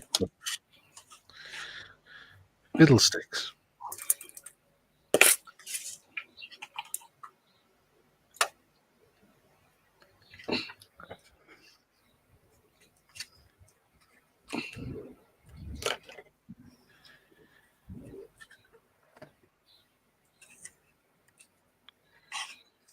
Oops, easy. Right.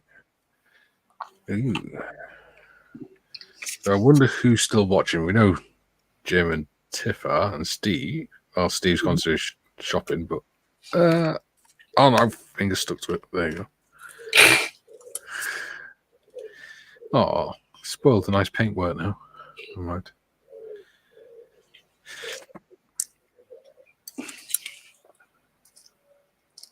Never mind.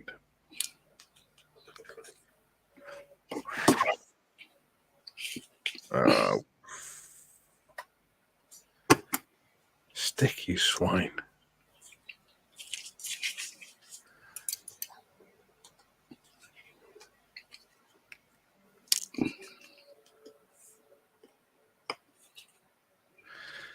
Callum says, got you guys on in the background as I finish editing the latest podcast episode. Ooh.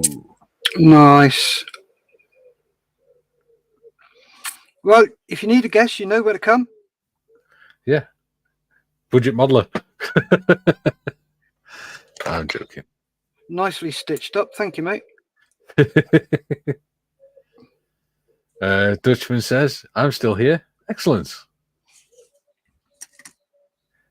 James says, just been digging through boxes of old 40k whilst listening in. Ooh. You're going to do some 40k kit bashing, James?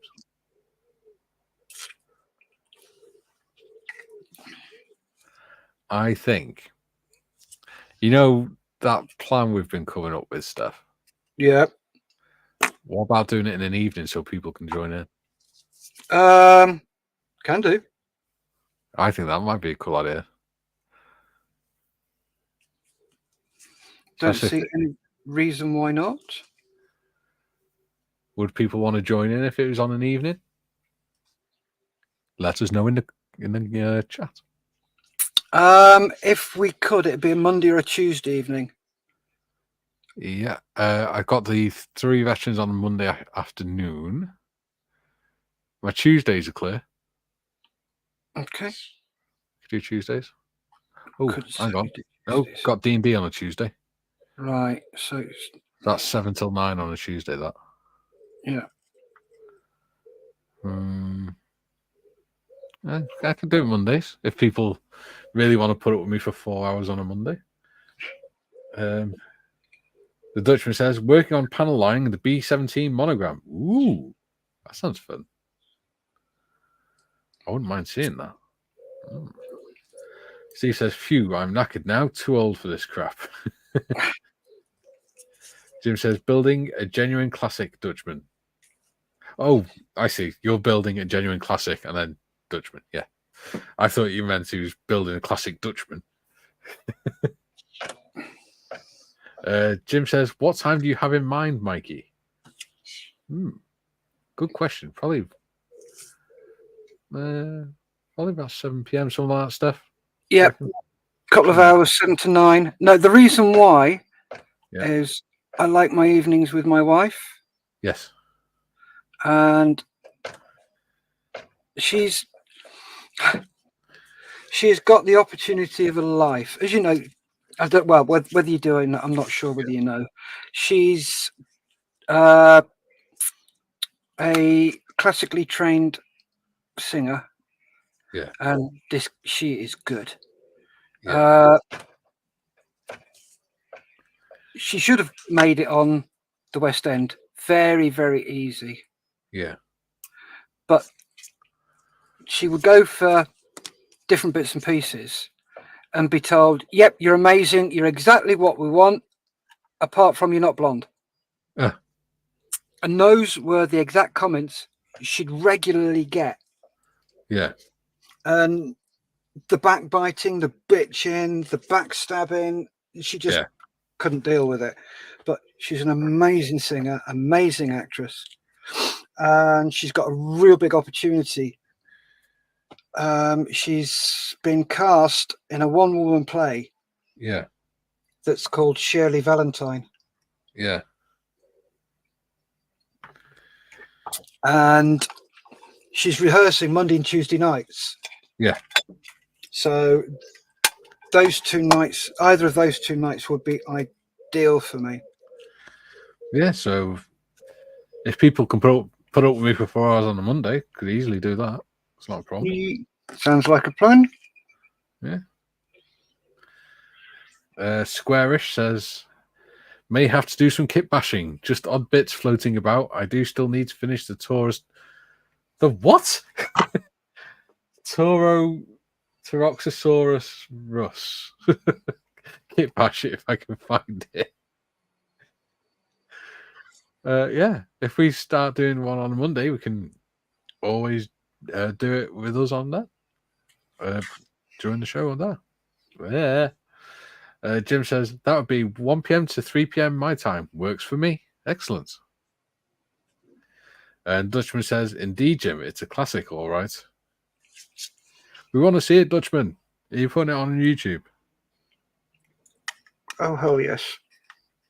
Bloody hope so. Here he is. Oh, come on, sticky swine. For some reason, Suklu's just not going off today.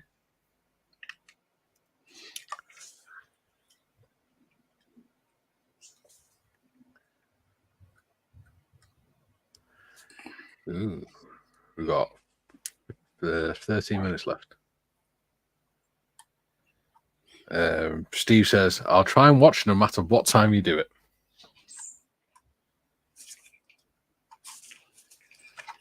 We've got 30 or 13? 13, 1-3. Crumbs, that's gone quick. It has, hasn't it? Jim says, I've genuinely... oh, come on, Bray.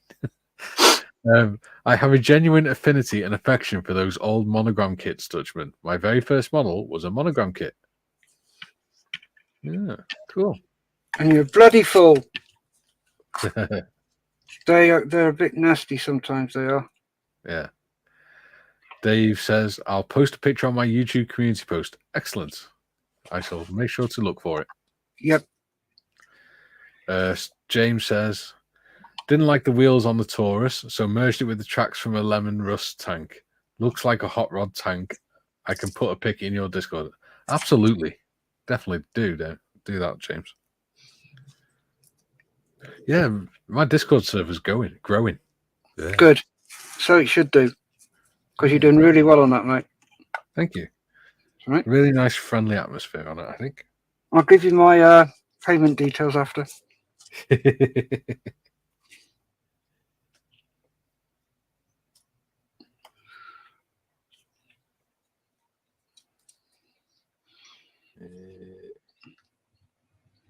Right, so put that on there. And let's have a look. What's James sent me?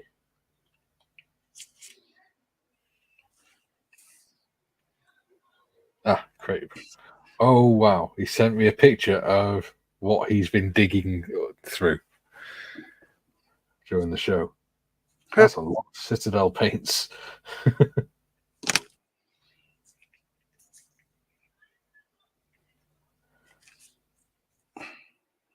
Nice. I like the fact that we're encouraging people to get back into scale modeling things. That's cool. Yeah. Well, that's the whole reason that I do it. Jim says that first kit was the 1/48th scale Hurricane Mark II-C in June 1976. I was 11 years old and just a wee nipper. Yeah, you old git. So that's what, 66, 60. Oh, so you're the same age as my dad then, Jim. He was 65 as well. 1965. Your dad is only 2 years older than me. Yeah. And I'm considerably younger than you. Physically, maybe.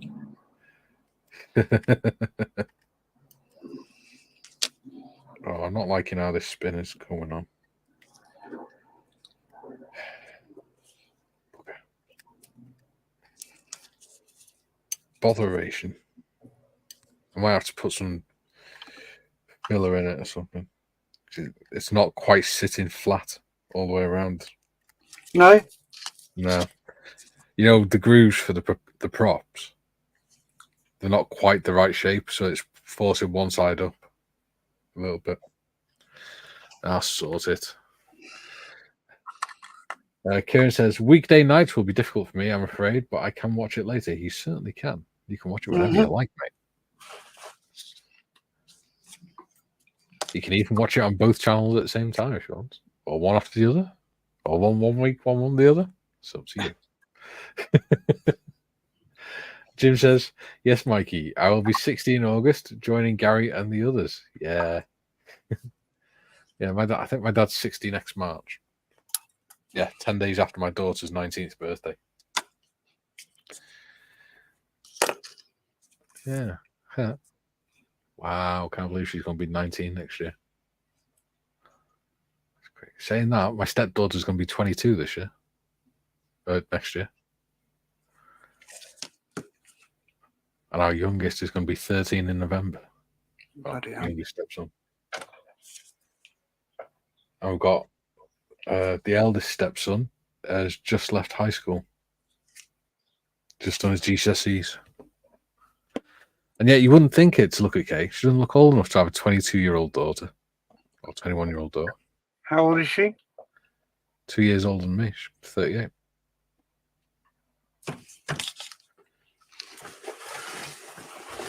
We were both parents when we were at 17.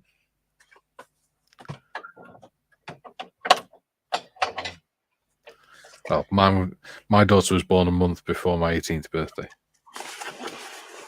When were you born? April 1988.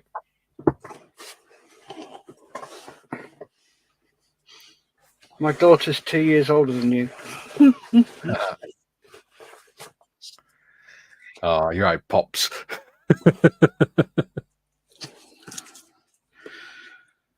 Like the son you never wanted. I didn't know about her till she was 9. Yeah. Which is a bit gutting because I never had the opportunity to really get to know her or anything. And it was just, when I first met her, there's just no connection there. Yeah. Which is sad. Yeah. See, I knew about my daughter, obviously, and once she was 9 months old, I lost contact when she was 9 months old, when I was just before I went out to Iraq. Mm-hmm. It's part of the reason why I volunteered to go out there. And then I saw her again for a few hours, spent a few hours with her when she was 8, I think it was. Without working out the dates, I can't remember. But I think she's about 8 years old. And then I've not seen her since.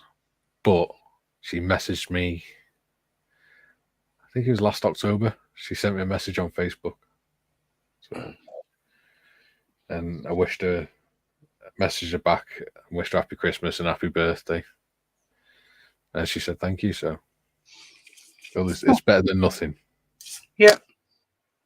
At least she's not, completely rejected me. Jim says, so for my 60th birthday, I will cycle 60 miles. Of course, the good Lord willing and the creek don't rise. 60 miles. Lordy Nora. That's like from here to Manchester, I think. How far away is Manchester?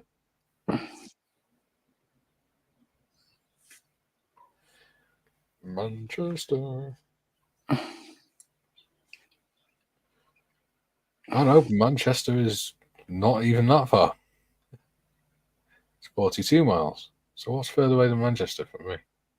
Liverpool? Blackpool? No, Liverpool's closer. Blackpool's closer. Lancaster? Swansea? Oh God, Swansea. Yeah. South Wales. It's slightly further away than Lancaster. Let's try Newcastle.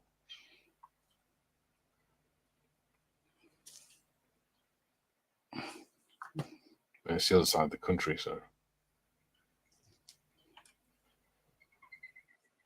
Uh, 196 miles, yeah.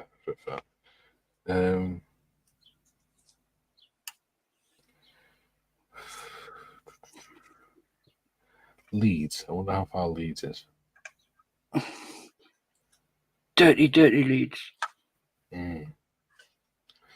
Leeds is a bit too far. Telford. Telford is 53 miles away. Ooh. Okay. That's not bad, actually. Saying that, I should know that because I used to date a girl in Telford.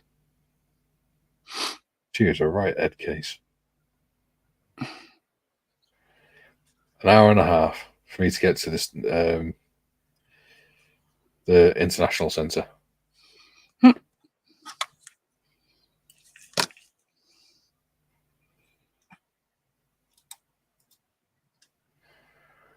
So yeah, Kay's decided I'm going this year. Good. Yeah. So I'm looking forward to that. Not looking forward to the drive, but I'm looking forward to getting to meet everyone face to face. It's a little weird, to be honest with you. Yeah, well, it's going to be for me because you think about it. I mean, me and you've been doing what? This is episode 22. But like me and Gary, we speak to each other almost every day online. Yeah. And we do live shows, 2 live shows a week on top of that. And yet we've never met face to face. You lucky bastard. James has just sent me a picture of the Taurosaurus. And it's rather cool. Oh, look. Chuck it on full screen. Ooh, that's nice. Ooh, but that's going to be fun to paint. Oh, yeah. Them tracks look like they're going to be fun. That is cool.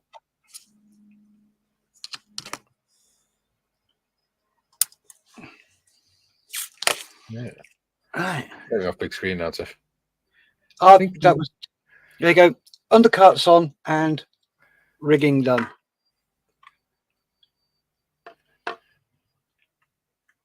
Ooh. So she is on her feet. Yes.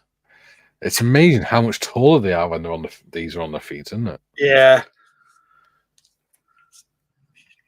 Especially once you put the rear skid on as well. I'm just about to do that. Just about keeps the tail off the floor. Steve says, for my 60th, I built myself a full-sized arcade cabinet, much easier than cycling. Jim says, pardon my sight. Oh, sorry, 2 seconds. Oh, sorry, are we keeping you awake? Yeah. Yes, you are. Jim says, pardon my cycling talk. I'm watching Tour de France this month, and cycling is always on my mind during the race. Nah. That's a problem. Jim says, I like that. To Steve. And Steve says, going back to my Sea Fury, tonight I have to glue the lower half of the wings on with the flaps, and that'll be interesting. Yeah, it's always fun. Are you having the flaps open or closed? Sorry, dirty mind kicked in. Oh, Steph, behave. No. Behave. This is a family show. No, it's not. It's not made for kids. Jim says, I like that. Very neat tank. James says, thanks. The track will be mostly a ton of brushing. Yes, I imagine it will be. It does look very cool, though. You could probably get away, because it's what it is, with spraying them black and then just dry brushing them. Yeah. But if you joined us on a news show on a Monday evening, James, you can always do it online with us. Because you are a pretty cool person to talk to be fair.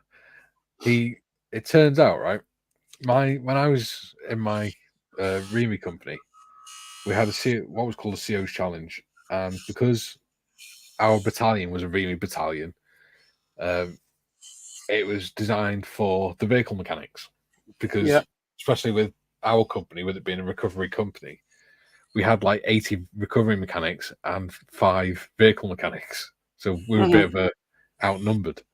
So to give us something to do, they came up with this CO challenge where we had to build a trapped vehicle with an air cannon capable of firing a tin of baked beans, and it also had to be able to clear a minefield, a fake minefield, obviously.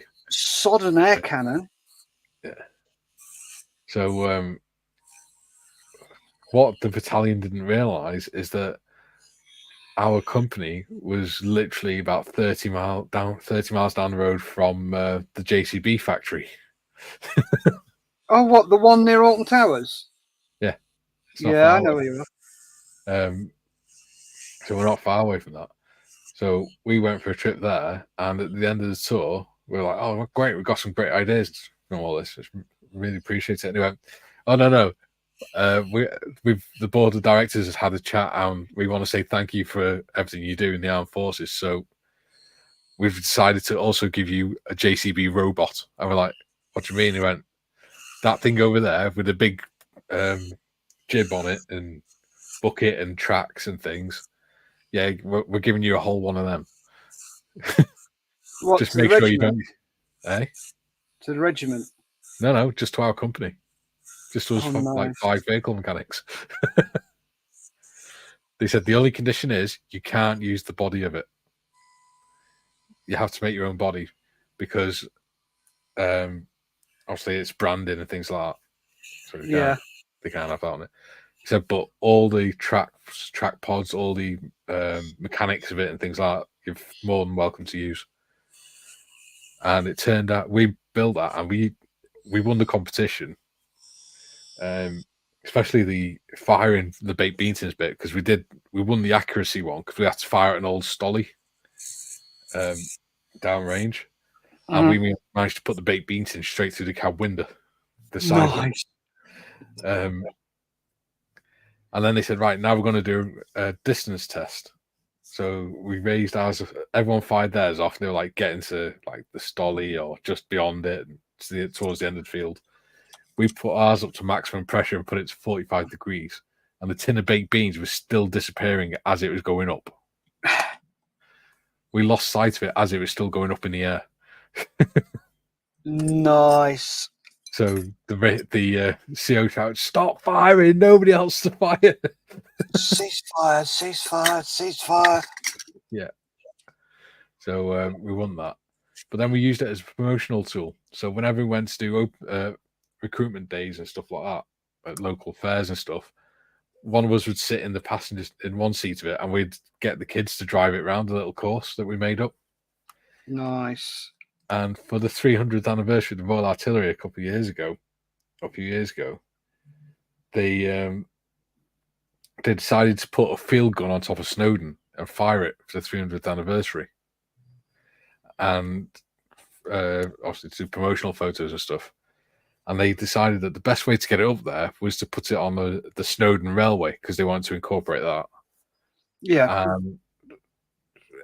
In order to get it from the railway to the position where they could fire the gun, they asked our company if we could use the track vehicle that we'd made to tow it over the mountain, along the mountain.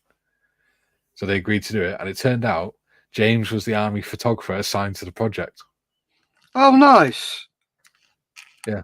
So he photographed some of the work I did. Cool. I'm not on it because I'd left by then, but I helped to build the track vehicle. Oh, excellent. I think we called Matilda. Yeah. So we get through these last few comments because it's 5 minutes past the 2 hours. Yep. Jim says, my compliments to both of you. Your models look great. Thank you. Thank you very much. Mr. Skelly says, afternoon, folks. Good afternoon, Mr. Skelly. See you later, Dave. Like Dave. Tiff says, Dave, we're almost finished. Jim says, Steve, post some Discord pics, Steve. Indeed. Tiff says, but hello. Skelly says, Tiff, damn it. Work getting in the way of social life. Again. James says, did mean to say dry brushing, autocorrect causing problems as usual. Usually spray dark gunmetal, dry brush on the highlights, oil wash for the darker depth, then weathering over the top of all that. Excellent. I can't wait to see it.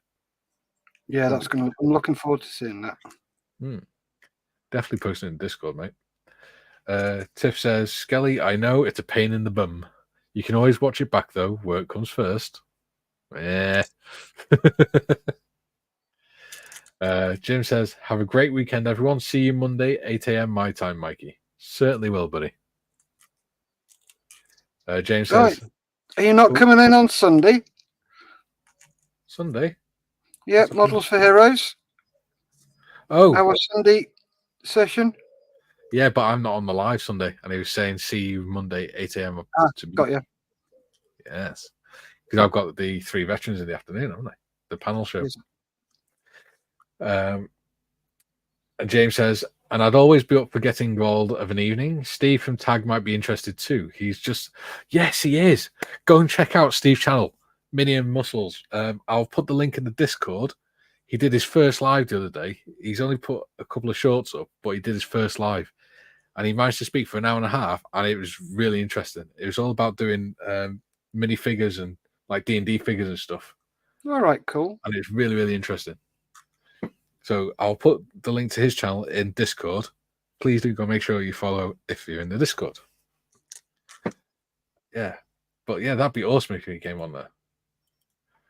He's really good. He's got a really good voice for doing live shows and things. He's got a face for radio. No, I wouldn't say that either. Yeah, and you watch Roll Britannia, don't you, Steph? Sorry, you listen to Roll Britannia. What's sometimes, yeah. You know, Malrus in it. I don't know them, but yeah. Well, the guy that plays him, called Paul, happens to be the spitting image of James. Right.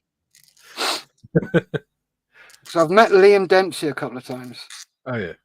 Yeah. Yeah. So yeah, James, if you mention it to Steve, we'd be more than happy. Oops. So I'm jealous. I think that'd be cool. I think that'd be an interesting addition to your channel as well. Is having like an more interactive live as well, because it is a lot of fun. And you get some interesting conversations going. But yeah, anyway, it's now 8 minutes past the 2-hour mark. Wow, today has flown. It has. Mm. Right, so should we go through what I've done and then go through what you've done? Certainly. Okie dokie. Well, I'm just cleaning up the tail gear. You have a lovely wrist. There you go. Yeah, the tail skid. Yeah. So that's been the seams taken off and sanded back, and then I've just used one of my little tools, which got serrated edge, little saw, just to clean up all the parts. Just go through those, redo those, and then what I did was just get some extra thin and just paint it on. And what that does is that gets rid of all the crappy edges and stuff. So pop that back in there, wrong way round, because it'll stick to the bottom. So did that. Her ladyship is on her wheels. Excellent. And the first bit of proper rigging is done. Yep. The other rigging is on the tail, but that was already done. Yeah. So it's got grey wheels, in situ, and rigged. Excellent. Done that. Also, give me a second. I made, if I can pick it up, made that. Yep. Out of brass tube. So that's one of the water pipes. And there's the original. And I'll probably redo that as well. Yeah. Which is the other one. So The I've got pipe. the return pipe or the through pipe or whatever you want to call it pipe. You have been a busy bee indeed. Yeah, makes a change. Yeah. So what have you got done, Mikey? It's handy having a mod min, isn't it? Yes. So look, I don't even have to do changes or anything. So what I've been doing is I've done let's see if it's focused. Have I got it on autofocus? There's an app for that. I've got a remote for it as well. Oh. It's even easier. There you go. So I've done the tail skid. Nice. Yeah. And the little metal brackets around it. Come on, you stupid epoxy thing. There you go. So yeah, I've done the metal bits around it as well. All right. Nice. I've also picked out some of the little details like the bracket, the hinges and stuff on the flaps and things underneath. I fixed the brass rod back to the undercarriage. It'll. And I put the spinner on, but I'm not really happy about it. No, why not? If it'll focus. There you go.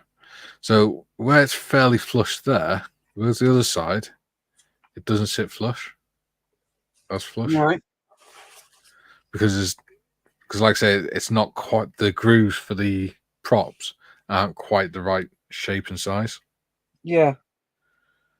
So I might try and fill it or something. I don't know. Yeah, I've just been picking out details more than anything. Yeah. But I think this is going to be something I do over time, like refining it and things. Yeah, it's looking very good, mate. Thank you. It's more about seeing if I could paint round curves and things. So, yeah. Yeah. So, yeah.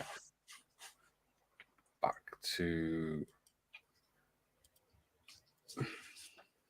our wonderful ugly mugs. Dutchman says, "Excellent, gents." Thank you very much, Dave. Thank you.